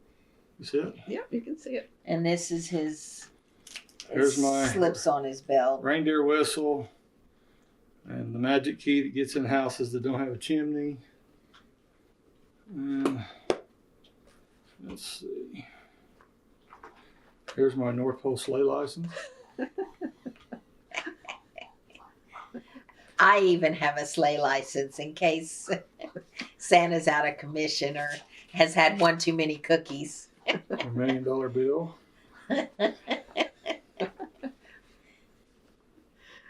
How cool. What else do you have in there? Oh, My North Pole credit card. And one night, one of the kids said something, and he whips that out, and they were shocked. Well, one year we needed some more little candy canes because I usually carry the little ones in my purse. And but on Christmas Eve, I carry big candy canes to give out to everyone. But we went into Sam's to get some more candy canes because I ran out from what I brought at the North Pole. And whenever he opened his wallet or something, the man says, she saw your driver's license and she said, you're not Santa.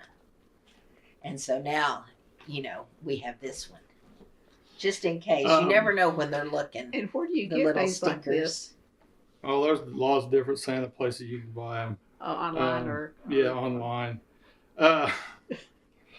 With Elf, the movie Elf with Will Ferrell and him drinking syrup. Yep. Okay. We're at Cracker Barrel eating breakfast one morning. They bring out syrup in these. So I thought, Tracy's like, why are you taking these? I said, you'll see.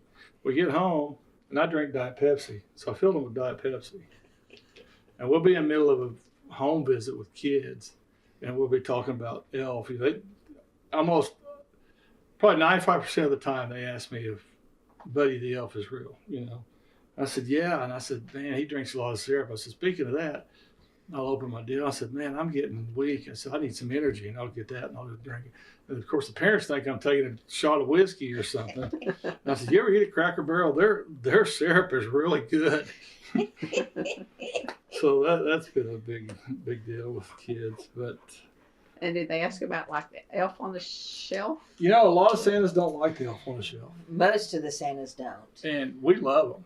We play off of that big time. When they call for a home visit, after we get all the information, how many kids and everything, I'll ask, do they have an elf on a shelf?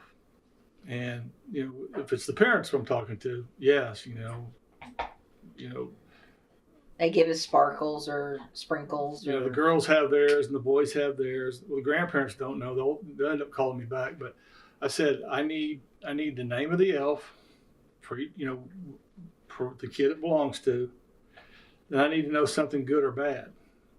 Are they not minding mom? That they're doing Did they good. do good in school? Doing good in school or whatever. And so, I type everything out.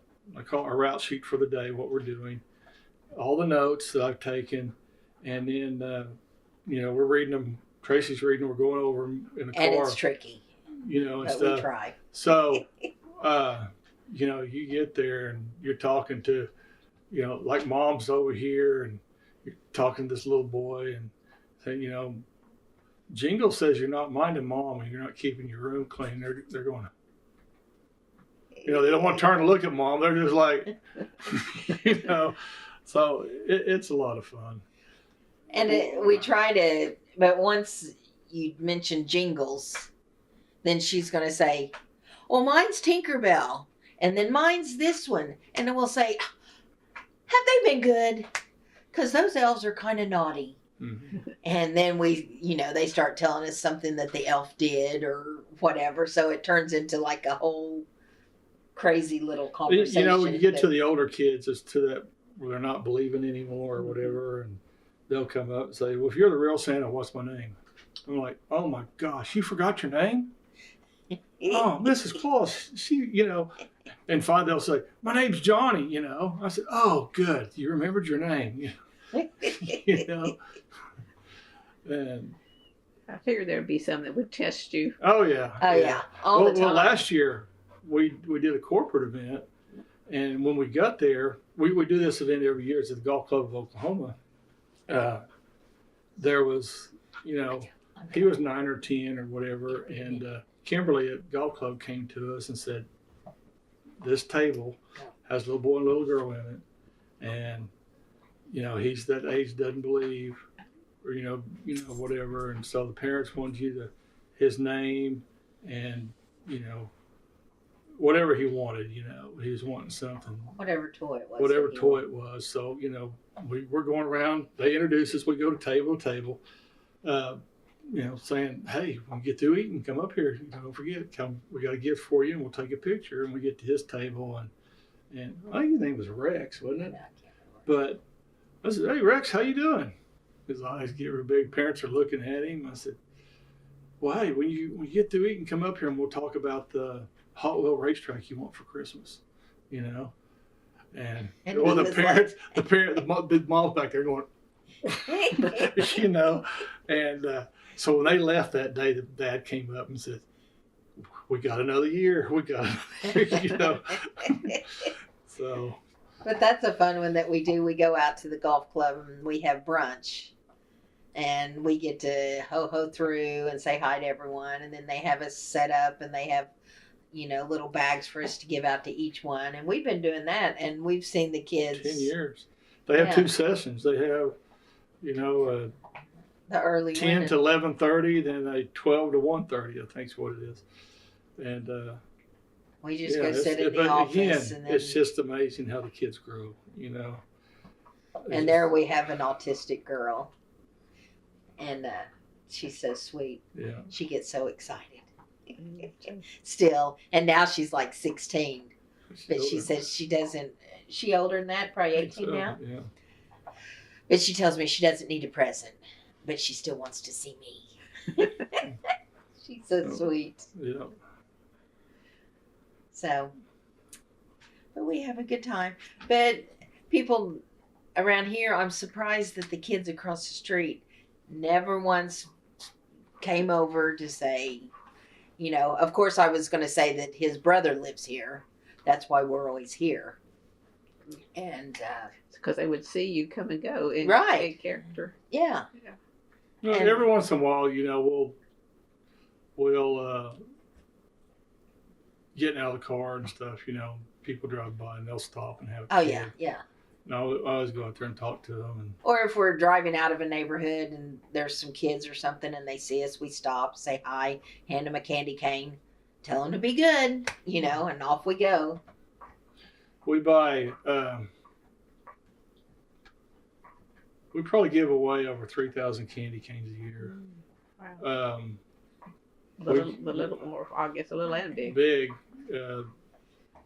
Last year, we buy them after Christmas. Another Santa told me this years ago. Get them after Christmas. We take them out of the boxes. We got these little Rubbermaid totes we put them in, and we put them in the freezer. We got a freezer full of them right now. And so, and they're just, you know, the expiration date on them is, you know, shelf life 2 or 3 years. It is, yeah. So, you know, we get them. We kept them the first year. We just kept them in here, and they were sticky. Yeah. But if we kept them in the freezer, they came out just fine. Do you do sugar-free ones too? There's a couple of It's really kids, hard to find, yeah. really.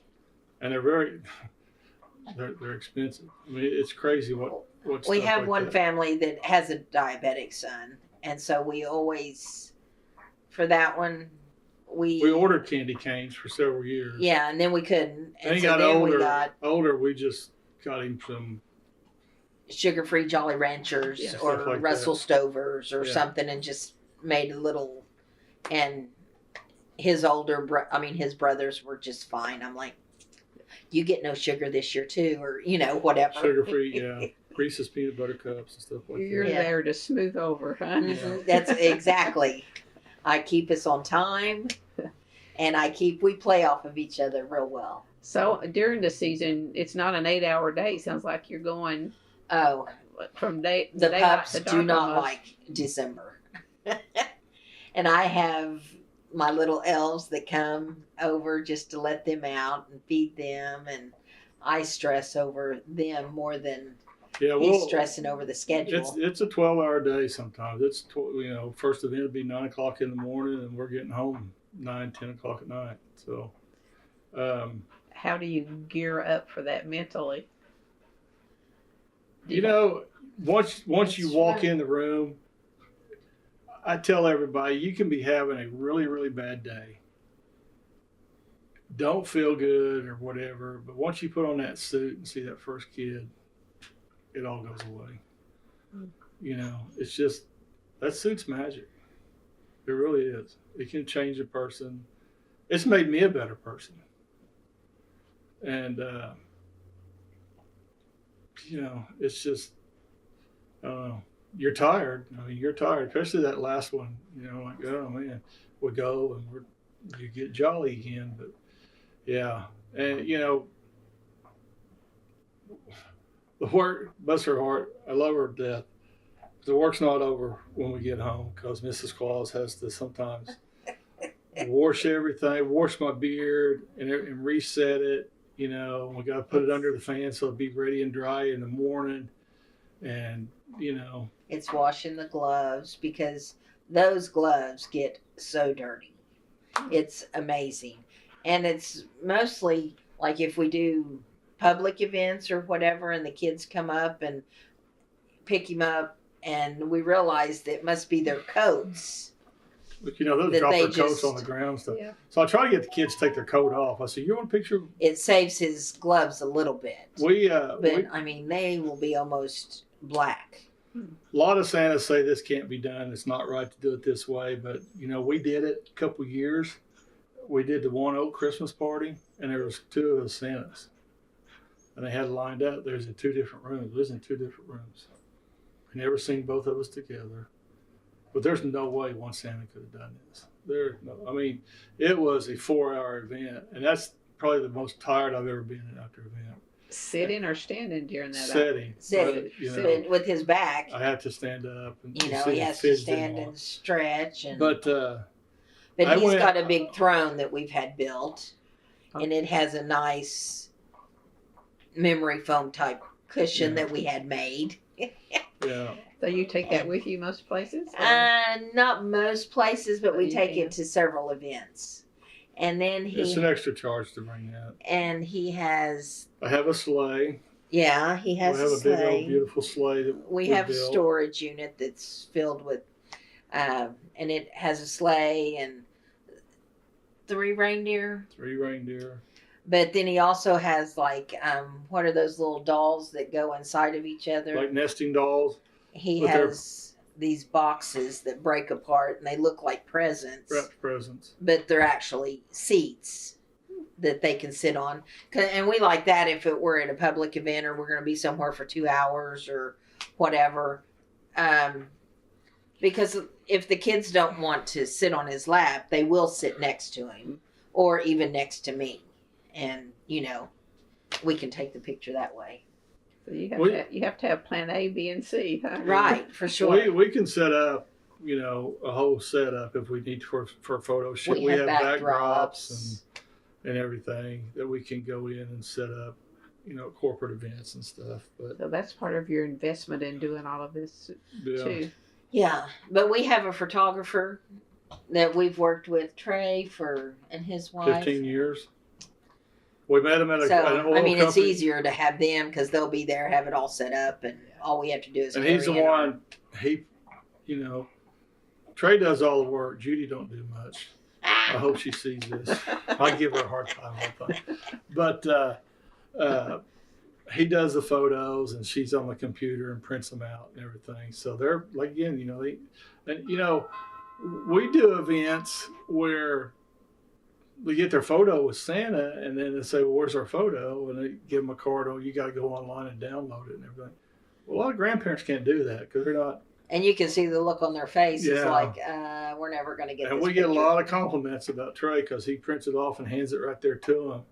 And, you know, they have that hard copy. And that's what they do in Pryor to Santa's Christmas Village. It'll have Santa's Christmas Village on the bottom, you know, whatever year. And then the bank pays for him to come, so it has the bank logo in the bottom corner of it too. So I'm like them. I want mine right there. I want it in my hand. Yeah, too. Right. Yeah. And I'm old school. We would get nice little portfolio card deals to put them, you know, like a Christmas card that they can put it in. And so yeah, it's we get a lot of compliments about that. We use Trey when they ask you, you know a photographer. Call Trey. And during COVID, he usually has his own little things that he does. But during COVID, he's like, nobody booked me except for you all. He's a DJ. He's got a DJ. He does DJ stuff. And so he's like, we wouldn't have had anything had you not. He owes us a steak dinner, but he's too cheap to take us out to eat. Santa's been naughty. He's not going to get it. I know, exactly. But, so what do you think it is about Santa that's so endearing and enduring? I mean, can you put your finger on what that is? I think it just takes people back to their childhood. Mm-hmm. Because a lot of times it's the adults that are just so taken by him. And as when people come in, he's usually already sitting down. So whenever he stands up and he's so big, like Santa would be larger than life, you know? And the kids are just like, wow.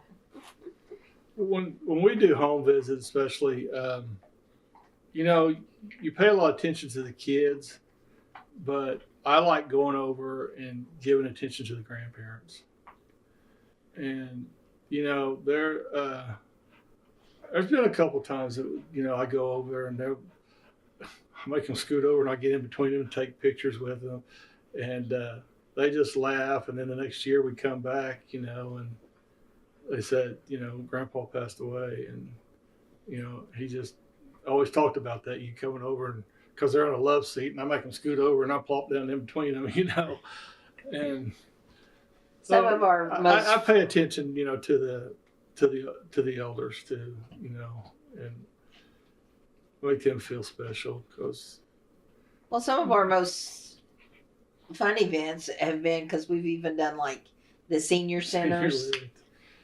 And one year he had a 99-year-old on his lap, and then that evening we had a 3-hour-old baby in his arms. We got home that afternoon, and I got a phone call from a friend of ours, and said their daughter had the baby.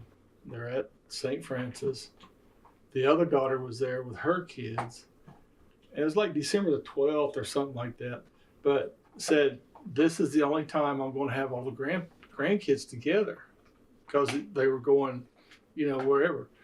And she said, would you all mind coming up to the hospital? I'm like, well, no. I said, but what about, before I even got it out, she says, we've already got it cleared with security.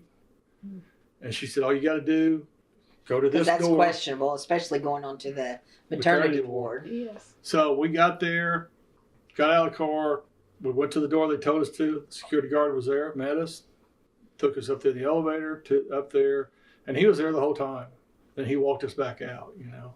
So, yeah, it's at our Santa Claus meetings, our Oklahoma chapter. Everybody talks about, yeah, man, I held a 2-week-old this year, and I held, you know, what's the youngest you ever held? I said, 3 hours old. And they're like, there's no way. And I tell them the story, and I said, yeah, the only way I could beat that record, I got to be in the delivery room and say hut hut, you know.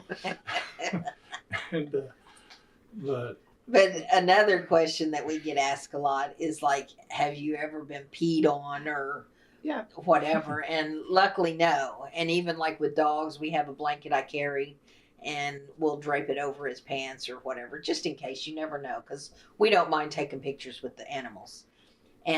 But I tell him at one of the senior centers, one lady came, and after she left, he says, that one was warm. yeah, I got warm all of a sudden. But at the same event, this one little lady, I think it was the 99-year-old, came up and gave him a kiss, just smack on the lips. I mean, and we were like, stop. okay.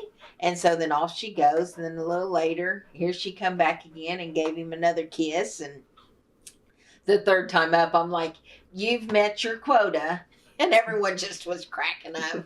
But I think it was the year before COVID, we did Collinsville Senior Living. And, I mean, when we got there, the lady goes, well, I have to warn you about this one of our residents, you know. And I'm like, nah, she won't bother me. And we, you know, like, who is she? Well, you find out real quick when she comes up, who, you know. And she wanted her picture kissing Santa. So I just took have to show her that. I took a picture, and you know, and just kissed her on the cheek. No, that's not going to do it. She came back and she's like, that's not going to work. No, she wanted to kiss on the lips, so I just give her the kiss, and I was standing back behind and went.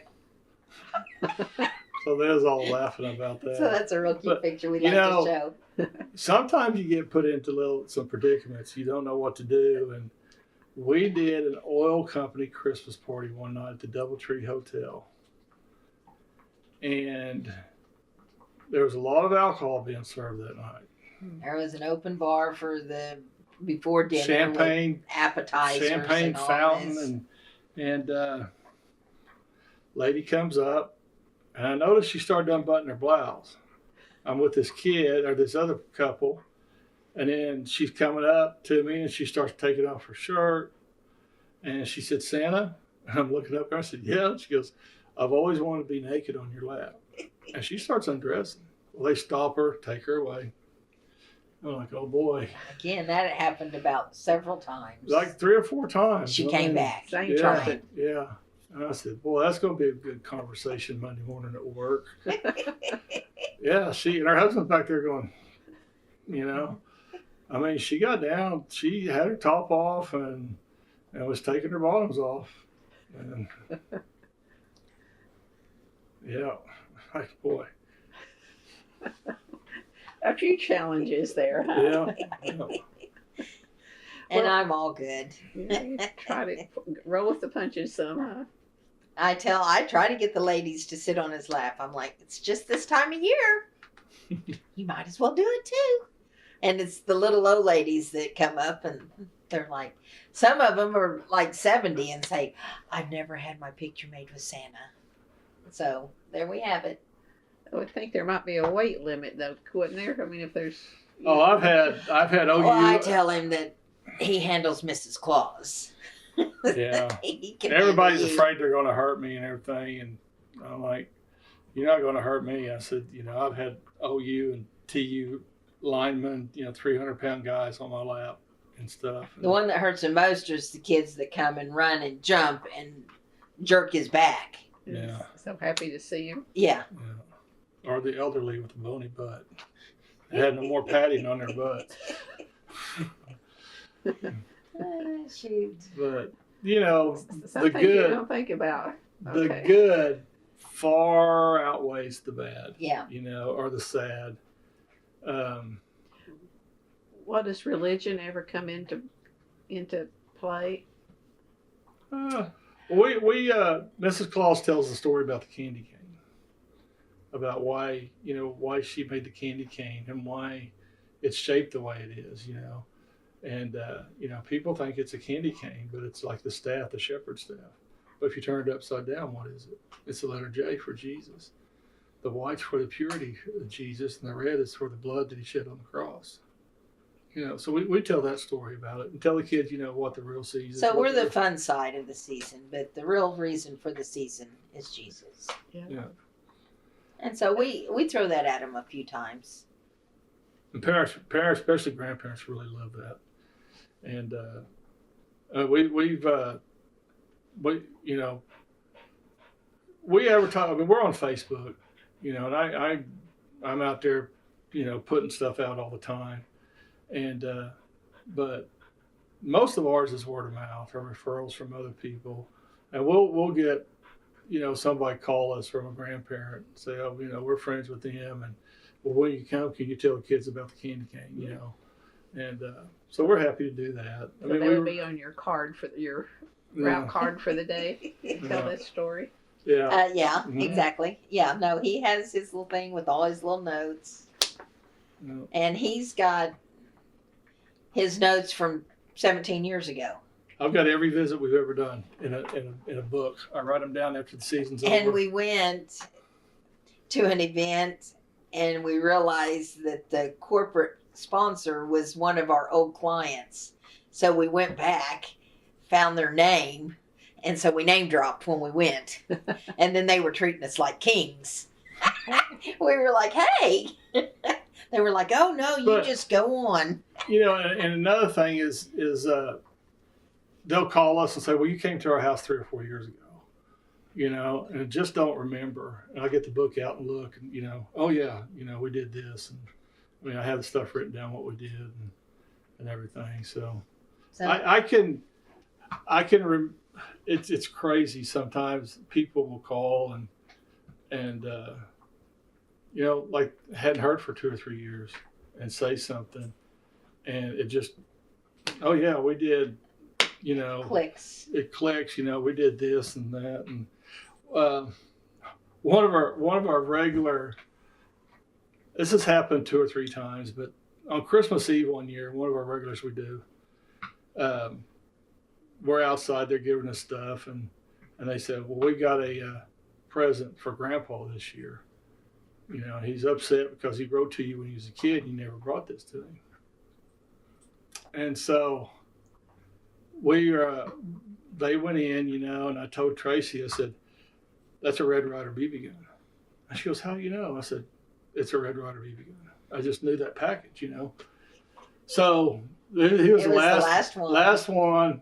Grandpa came up, made himself on my lap. I said, hey, I am so sorry. I said, after, 50 years, I found your letter. It fell back behind my desk. We were cleaning. I found it. I said, so I really hope you're not too old to enjoy this Red Ryder BB gun. And everybody's like, and so we're leaving. And, he opens it and it's a Red Ryder BB gun. Because they made an adult version now. They make an adult version a little bit bigger. And we're leaving and they're going, who told you that was a Red Ryder BB gun? I said, it's all up here, and we a couple of events we do that they give out gifts to the kids. And this little girl came up and she wanted a Barbie doll. She did not have, all of her friends had a Barbie doll and nobody had, she didn't have a Barbie doll. And we had concluded. I said, pick up that package right there. That one's for you. That one's for you. And she opened it up as a Barbie doll. We watched her across the way, and she opened it and she looked back over at Santa.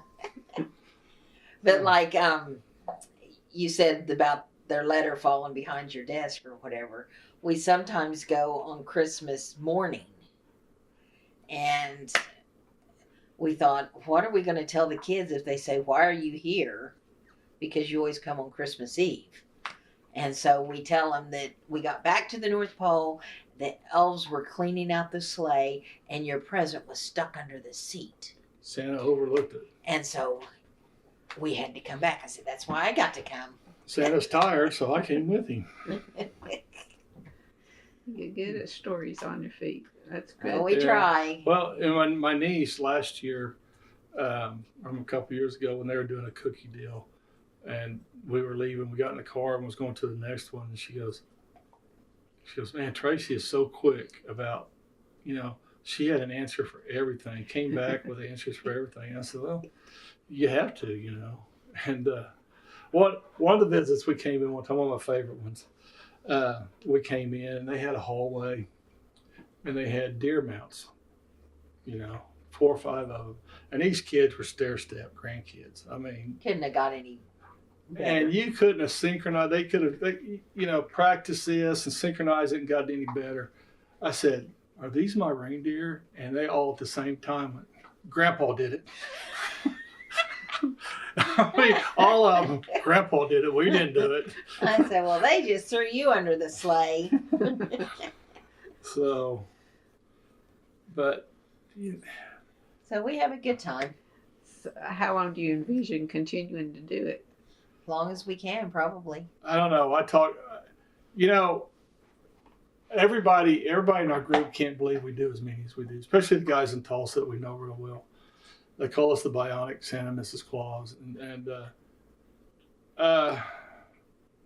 it just, I don't know. I told Tracy, I said, we gotta spread the Christmas joy as much as we can, because I don't know how much longer my back's going to hold out, or I mean, I'm in pain all the time. You can see I fidget all the time. My back hurts. It's just, but I hope I don't portray that when I'm with a kid. I wanted them to be happy, and I want it to be a good experience. I just remember Christmas as a kid, and I want every kid to feel like that.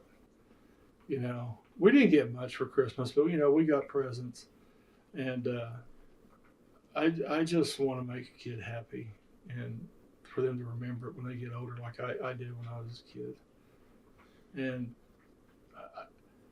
I think you do good. I get, yes, I think so too. I get phone calls. Back when Earl's Party Supply was in town, we had a guy went up there to get, he's going to become a Santa, and they give him my number. And so I've had, I've mentored 2 or 3 Santas.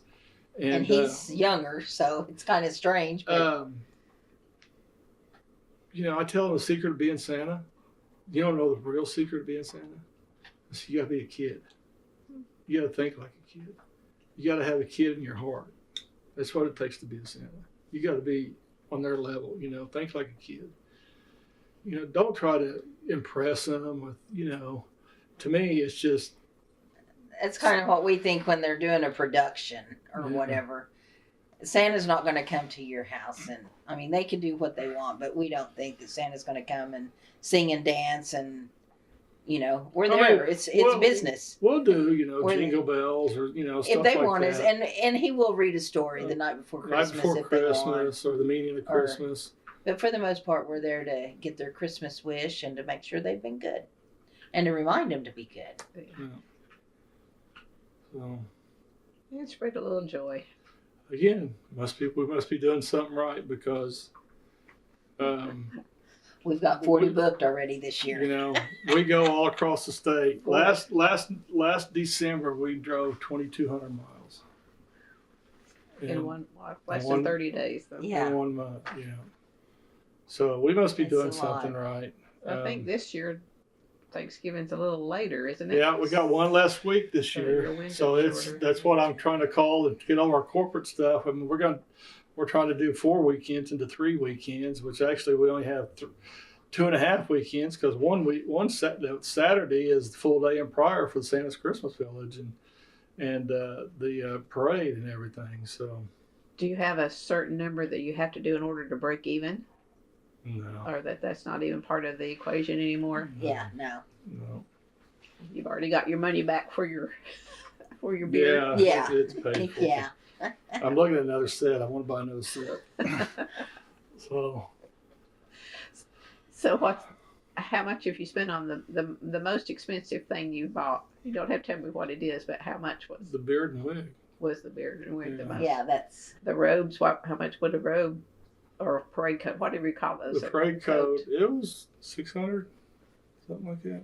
Have you ventured to other colors or just sticking with red? You know, I want a green.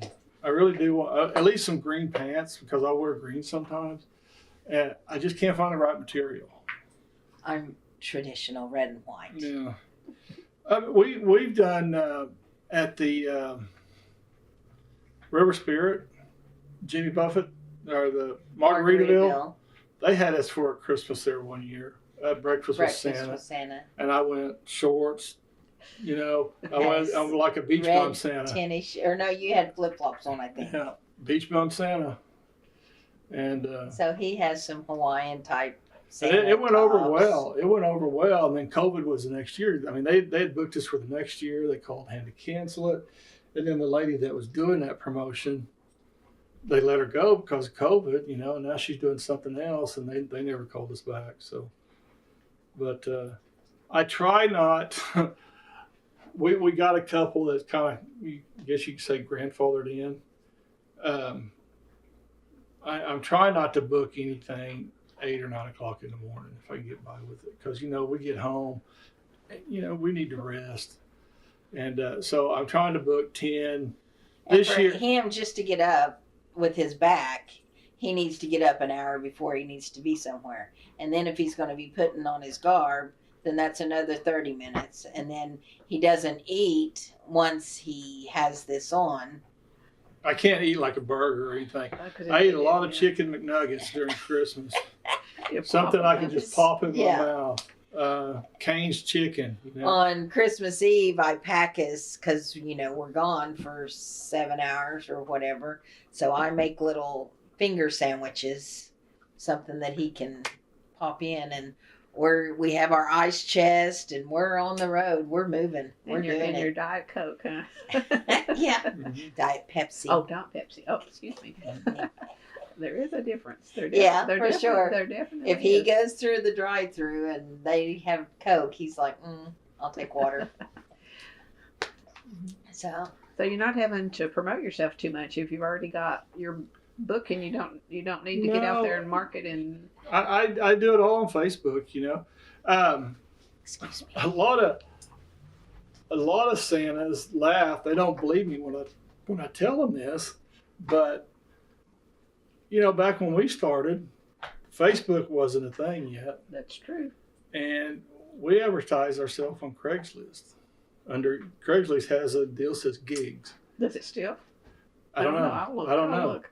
But we advertised on Craigslist, and we are still doing about four different families that found us on Craigslist. 17 years ago. We still do them. Oh, that's impressive too. Yeah. And you are doing something right, or they wouldn't be calling you back. They're like, "There's no way you did that on Craigslist." I said, "Yeah." Well, And our Facebook page is Santa Claus for Hire, Tulsa, Oklahoma. Santa Robert, Miss Tracey Claus, and our website is santarobertok.com, just OK for Oklahoma. So we have a website. We have the Santa Claus, our page on Facebook. We have Santa's Christmas Village, Pryor, Oklahoma Facebook page.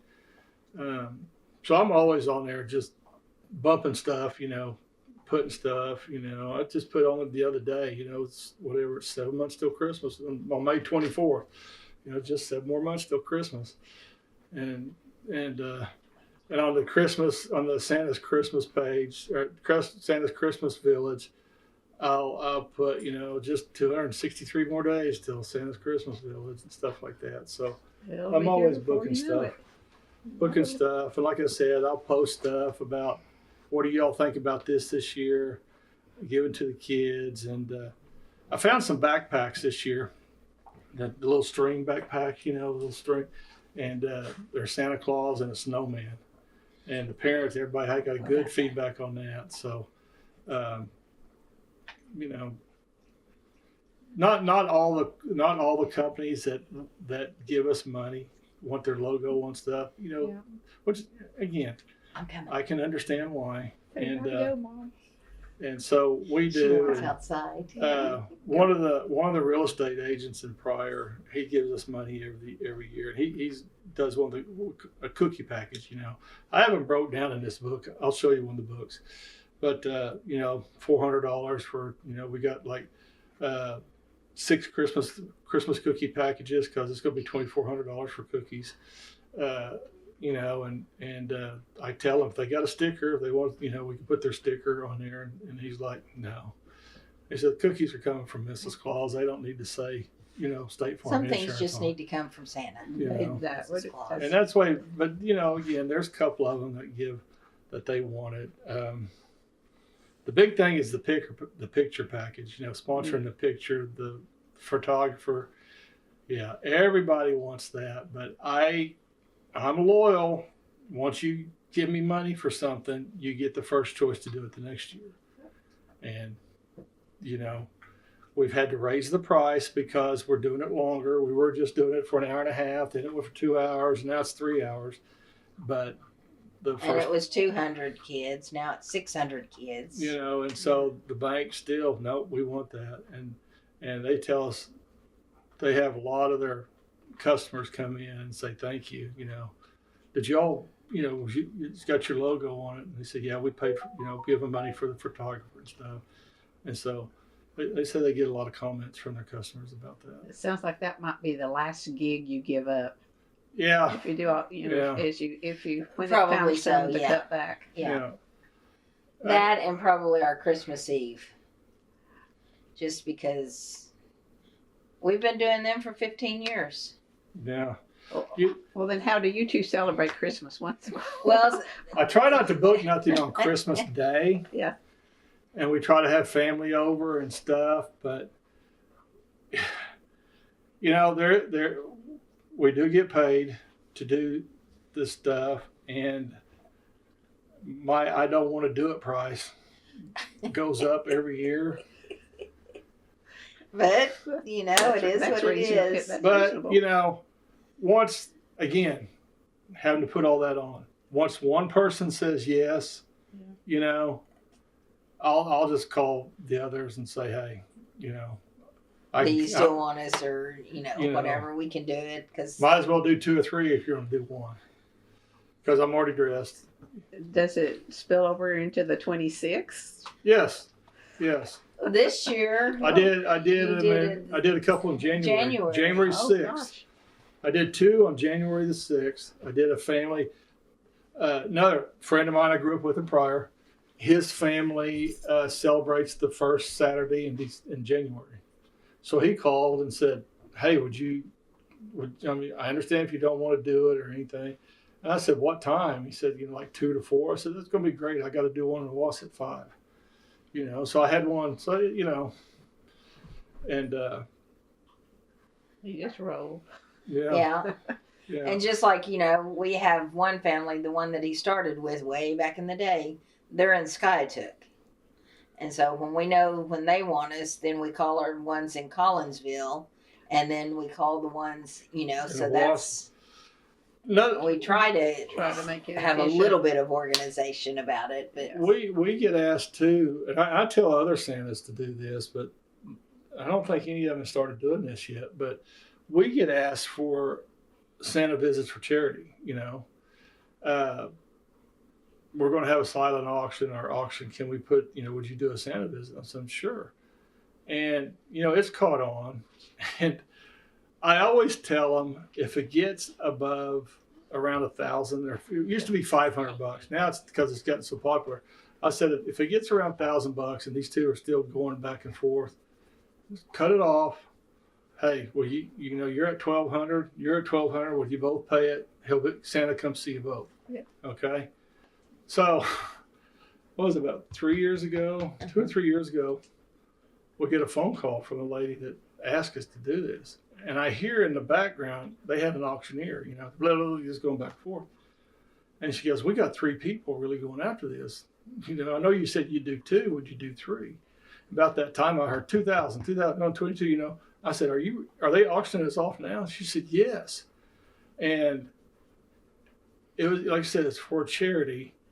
And when it was all over, the 3 people agreed to pay $3,500 a piece. That's neat. So they made $10,000 off of us just making. And she called and told me that, and I said, "I don't know if I can do it." And she goes, "Why?" I said, "I don't know how to act like $10,000 Santa visit." that's a lot to live up to. Yeah. And and then you get, because I said, you need to give me their name and phone number immediately, because I got to call them, because we're getting booked, so much. And you'll call them and they say, "Oh, we were just there to drive up the price. Go visit somebody that needs, we've had that happen 2 or 3 times and stuff. So There's good hearts in the world. there are, Yeah. and we got a couple little angel elves, we call them, that always say, if there's something you need for a kid, just give us a call. Like the bicycle we went and got for that little kid and everything. So we're very fortunate. It's like I said, the good far outweighs the bad. So what's on your Christmas list for this year? Your two's, not anybody else's. Ah, A new shed. A new shed. she wants a new shed in the backyard. Oh, a she shed. Well, it's going to Well, house my Christmas decorations. Yeah. Because we decorate. Of course, you would expect Santa's house to. Yes. And we decorate outside. We have probably 30 totes of. We have 4 Christmas trees in the house. I mean, it's a lot. And it's all upstairs in the attic. I'm like. And harder to get down. Exactly. Up and down. Yeah, 20 years ago, we just tucked it up there, and I'm like, I need a shed. My nephew, bless his heart, he reminded me this last year. He goes, "Uncle Robert, you got to remember, I'm 50 years old now." But I used to decorate the yard, of course. And Tracy says, "Man, I just wish we could put. I won't get up on the roof." And she goes, "I wish we could put lights up on the roof." And Brent, he said, "Well, Aunt Tracy, go buy the lights and I'll put them up for you." So every year, and he brought spools from work, so he's got them on spools, and he's got it all drew out. Like a planogram, this spool This goes spool from here. and it doesn't take him any time to put them on there. But he's a deer hunter. He's a deer hunter, and he's on call every 3rd week at work, and so that time of year we're trying to. Our lights go up in October. Just don't switch them on until On, later. Yeah. on Luckily, they're red and white, so it's football season. And on Halloween, the kids are trick or treating, and the parents are in the background going, "When's the Christmas lights going up?" And I say, "Next week." so this year on Halloween, I was handing out candy while packing up my pumpkins inside.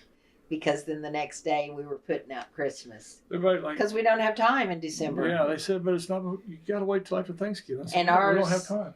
Stay up till almost February because we don't really have a time to sit in here and just enjoy the prettiness because it's pretty.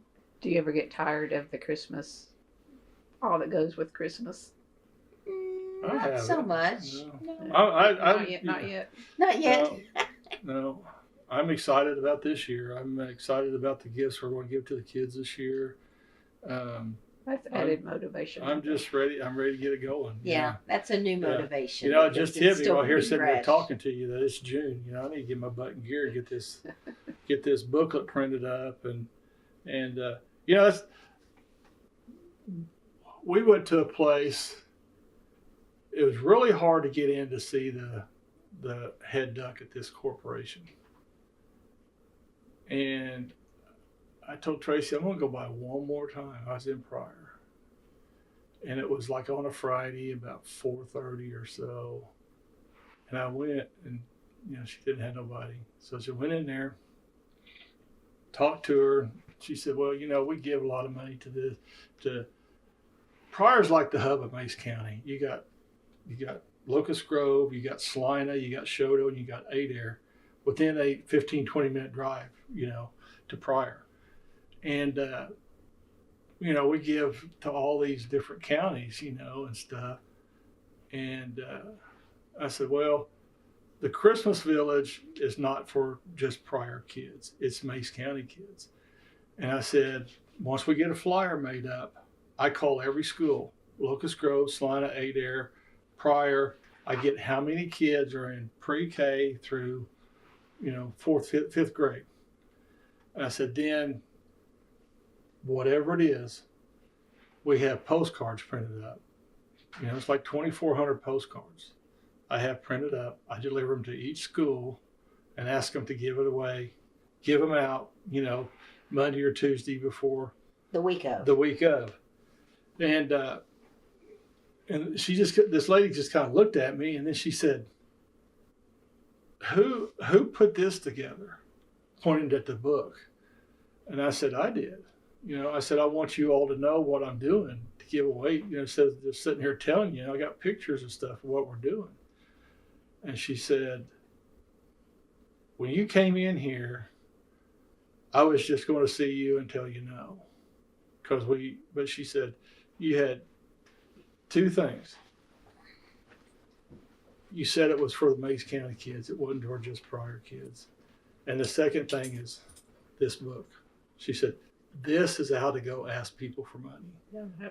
And she said, can I keep this? And I said, yes. And she said, because I want to show it to other people.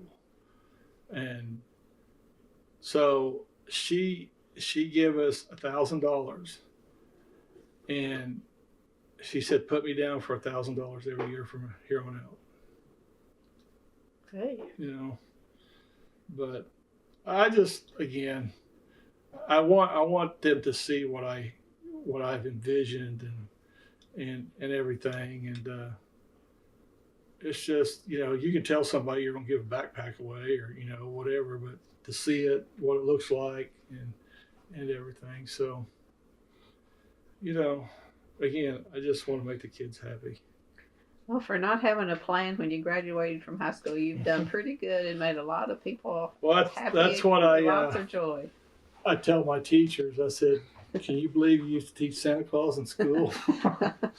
You know.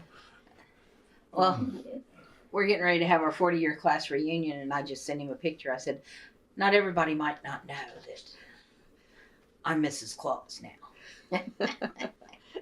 That's pretty cool too.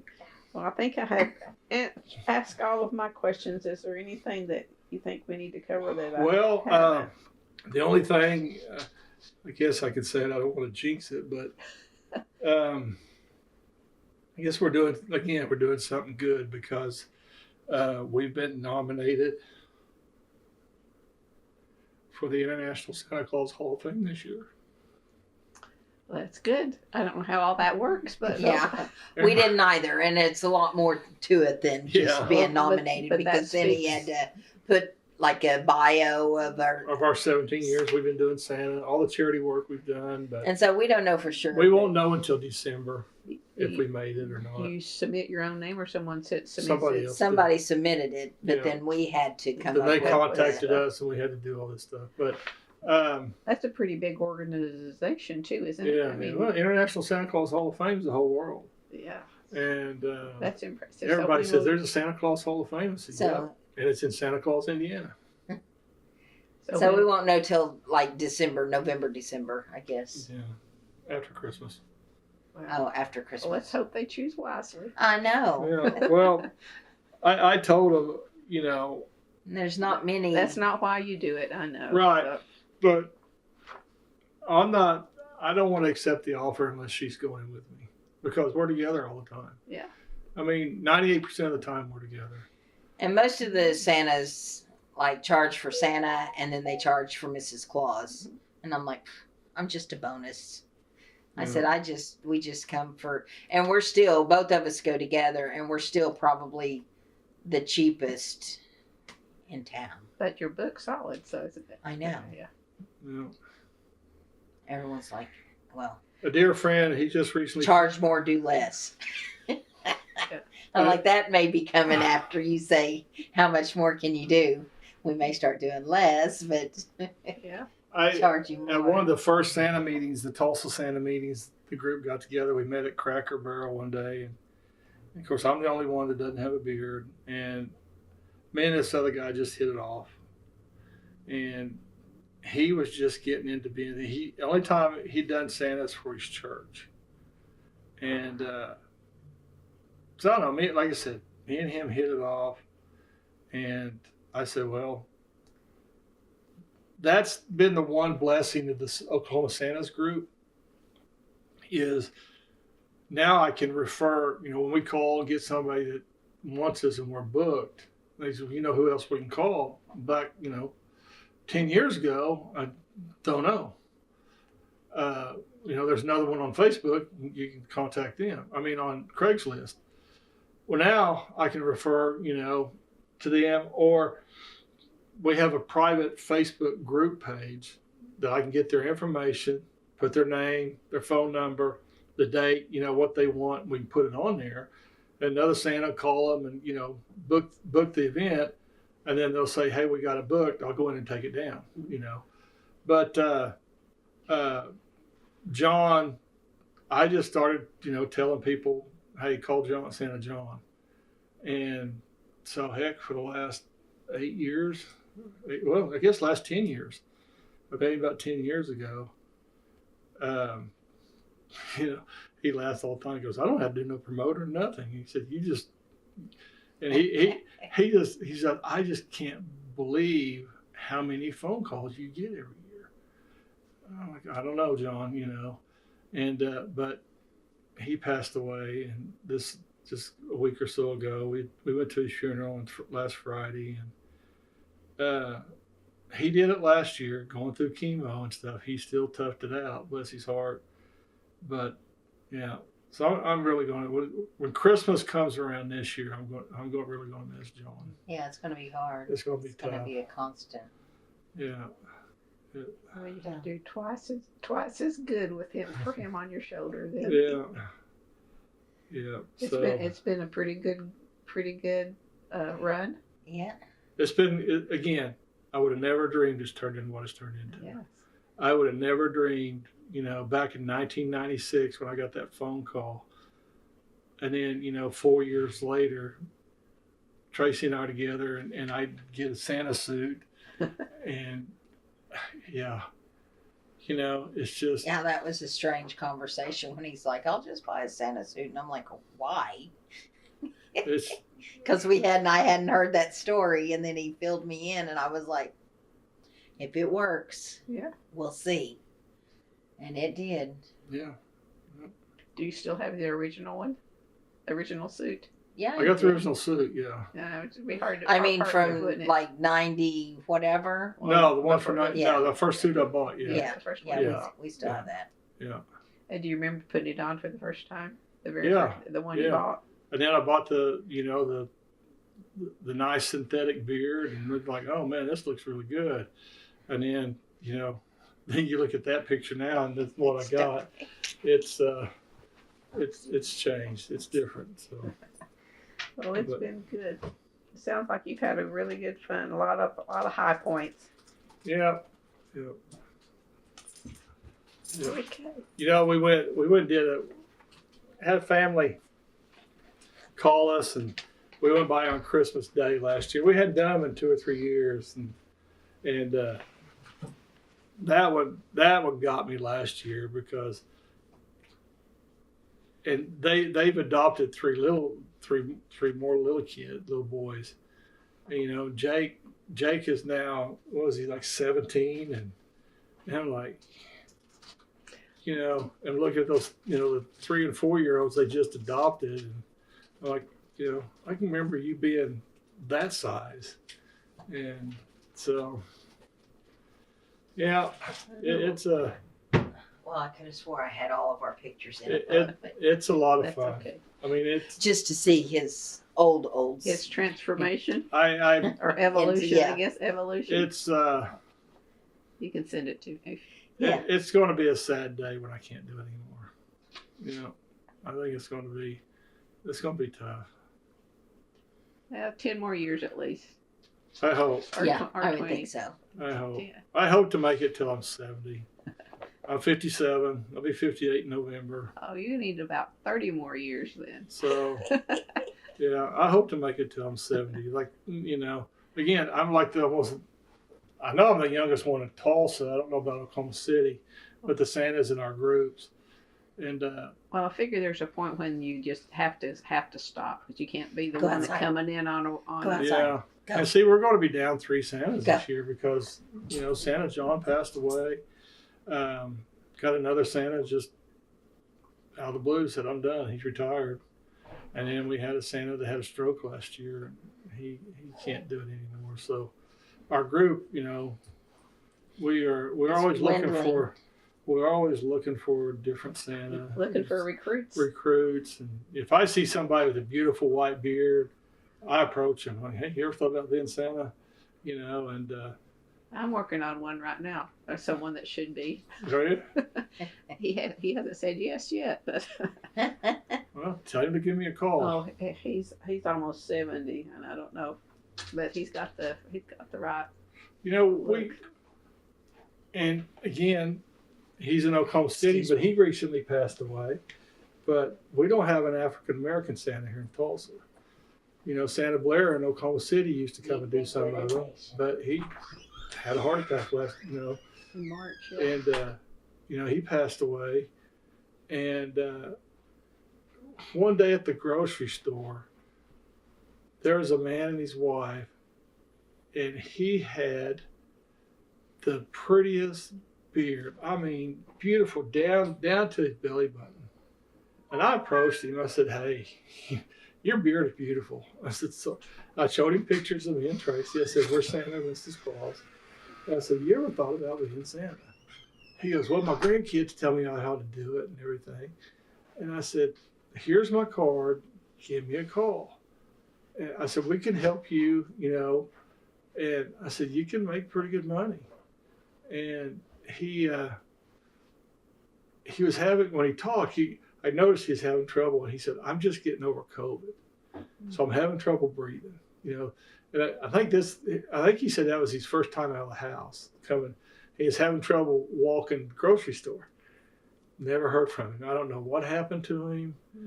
And every time I'm in the grocery store, I go up and down the aisle. I'm looking down the aisle to see if I can see him again. But man, you see somebody like that, and I get out in the car and I tell Tracy, I said, "Man, I wish I could grow a beard like that." Santa John, the one just passed away. He'd get home on Christmas Eve, he'd shave his beard off so he could go to church the next morning and the kids wouldn't think he's Santa. Easter Sunday, he would start growing his beard, and he'd have a beard down to here by Christmas. he could grow the fastest, the most fullest beard anybody I've ever seen. His son has picked up his genes. His son has been to Switzerland, Austria. He's won the world championship beard and mustache contest, 5 or 6 times. It's just not fair. These guys can grow these beautiful beards, but the thing that really irks me more than anything is there's Santas out there that say, "Oh, you're not a real Santa because you don't have a real beard." Yeah, there's real bearded Santas that don't like Santas like me, and it's just, that's another thing I tell these guys when I talk to them and stuff. Like, don't worry about what I do. Don't worry about what he does. Get your own business. I mean, there is enough business here in Tulsa. You don't have to worry about taking one, trying to get the gig I'm doing because you want it or whatever. I've never tried to do that. Where others I know have tried. They've tried to get mine because the people tell me, but no, but there's always at least, I don't know, half a dozen times a year that a Santa will pop off about the tradition of bearded Santas, and it's on like Santa Facebook groups, stuff like that. And of course, I always have to have something to say because that's one of my biggest pet peeves, And I'll put a picture of me. I'll go to their Facebook page and get them a Santa and their straggly beard, and I'll put pictures of me and him side by side. I'm like, I'll put my beard up against yours any day, and never hear nothing from him, or he'll take my post off, But yeah, that just irks me. And but I've had a couple Santas in the Oklahoma group. One did shave his beard off, a guy in Oklahoma City. And so Tracy and I went up there and spent the day with him, and I showed him how to put everything on. Because when I bought my beard from Heather, she said, "Oh, here, you use this tape." Well, I used that tape, fall off because I start sweating. She didn't tell me I had to wash my face, and do all this. Well, there was another Santa here in Tulsa, Chris Capstone. I just called him out of the blue one day. Introduced myself, and I just told him, I said, "What do you do to keep your beard on?" And he's like, "What's your schedule like?" And a couple of days later, he is over here. Never met the man, just called him on the phone, and me and him are good friends now. We've been friends for 10 years. He took the time to come over and show me, he didn't have to do that. He's like, this is competition. He didn't have to do that. But he took the time to come over and show me. He brought a little case, like a little suitcase deal with all his stuff, and showed me what I needed to do. He had me wash my face with ivory soap and do the alcohol deal, and we put the beard on, and it was on after that. I'm like, that was a life changer for me. I wouldn't know what to do. Did he tell you how to take it off? Yes. It's important too. It's talk about magic. I mean, once it's on, it's on. And they got this stuff called lace release. And I got it in a spray, or I got it in a little dauber bottle, but you just around there and that beard will fall right off. And then you take that dauber and do this, and you should start rolling that tape off. Okay? Because you can't just rip that tape off because it takes skin with it. I mean, it's toupee tape. And I put, I'll send you the pictures of how I put it on. But I use a little bit of glue here at my chin, because you're moving it, that comes undone. So I put a little bit of glue there and a little bit of glue on my mustache. But other than that, it's all tape. And I don't like using a lot of glue because it can be a pain in the rear. You got to clean it off with that lace. You got to keep that lace of that beard clean. So the tape, if I do glue, like on my mustache, I'll put tape on, and then I'll put glue on the tape, and then I'll put tape on the back of the mustache, so it's tape, glue tape, and it stuck, you know, like that. So there's secrets you learn along the way. Huh?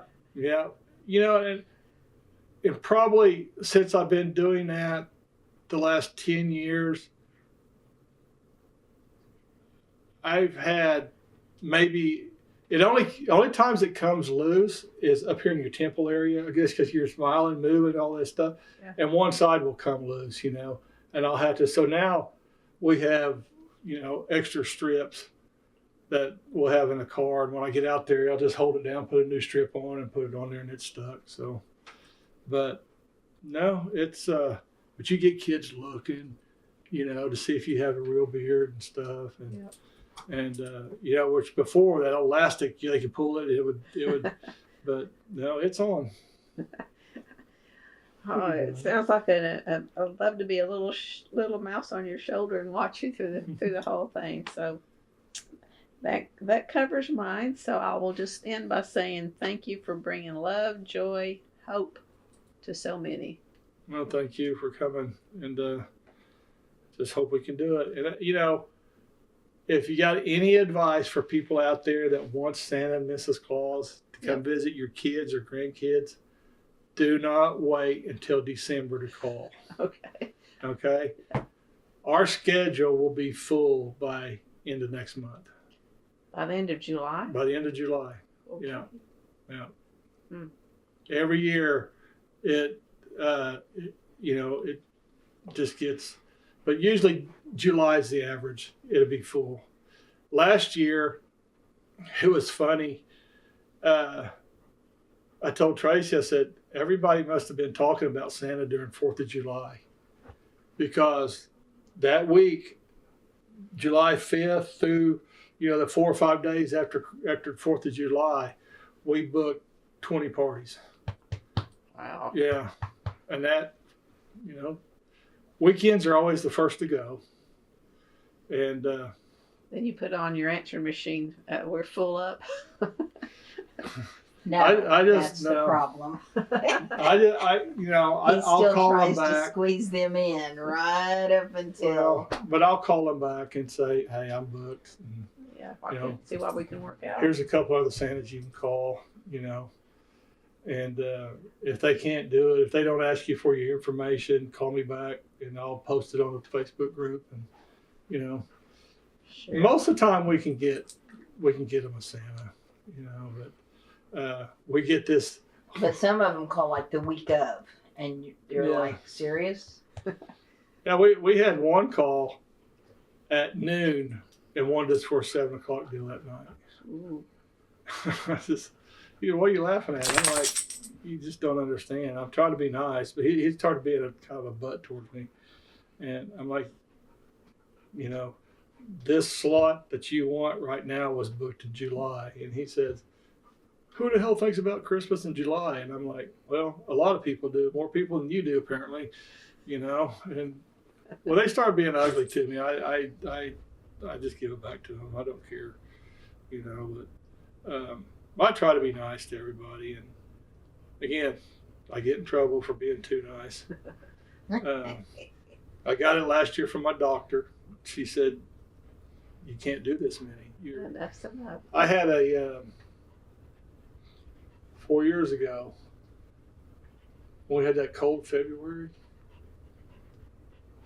I don't have a pickup anymore, and I went and got some firewood. It was fresh cut, and I put it back in my Ford Escape. And I brought it home. I don't know if you know, fresh cut firewood stinks. It does, yes.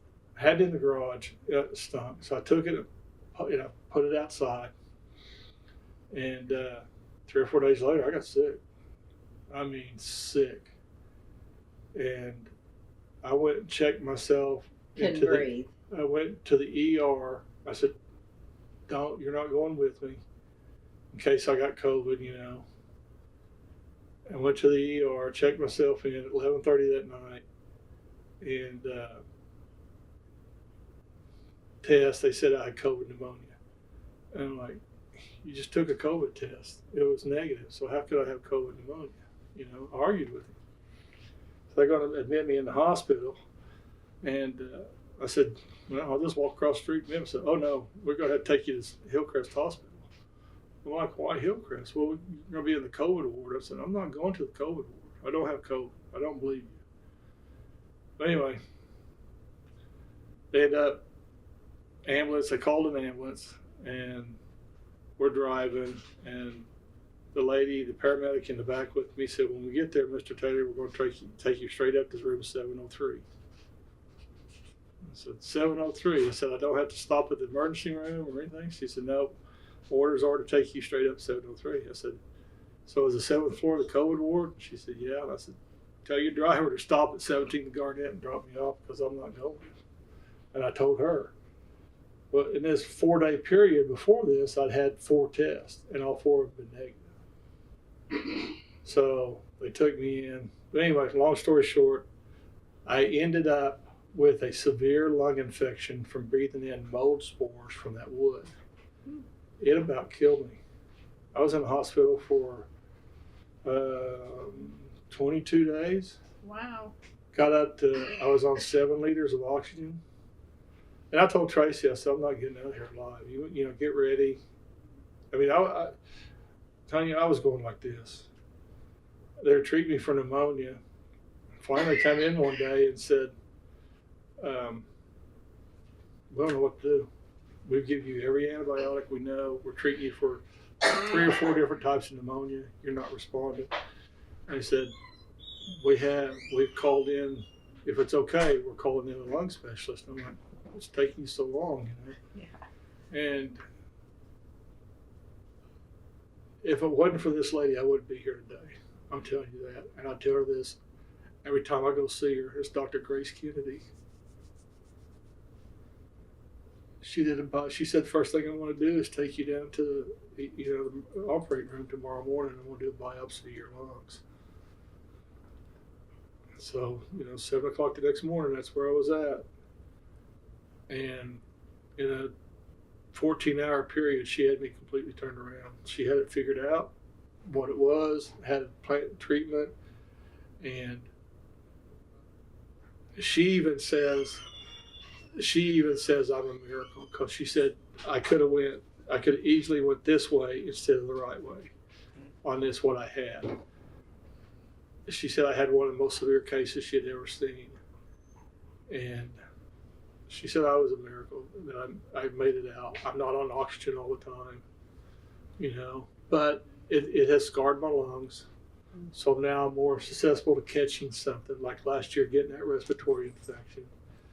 And so, yeah, she's my guardian angel, Dr. Grace Kennedy. If everybody has any lung issues, come and see Dr. Grace Kennedy, because she is an angel. That just means your work here on Earth's not done yet. So that's what she says. Yep, that's what I say too. All right. Well, thank you, and thank you very much, really. You're welcome. It's been Thank great. you.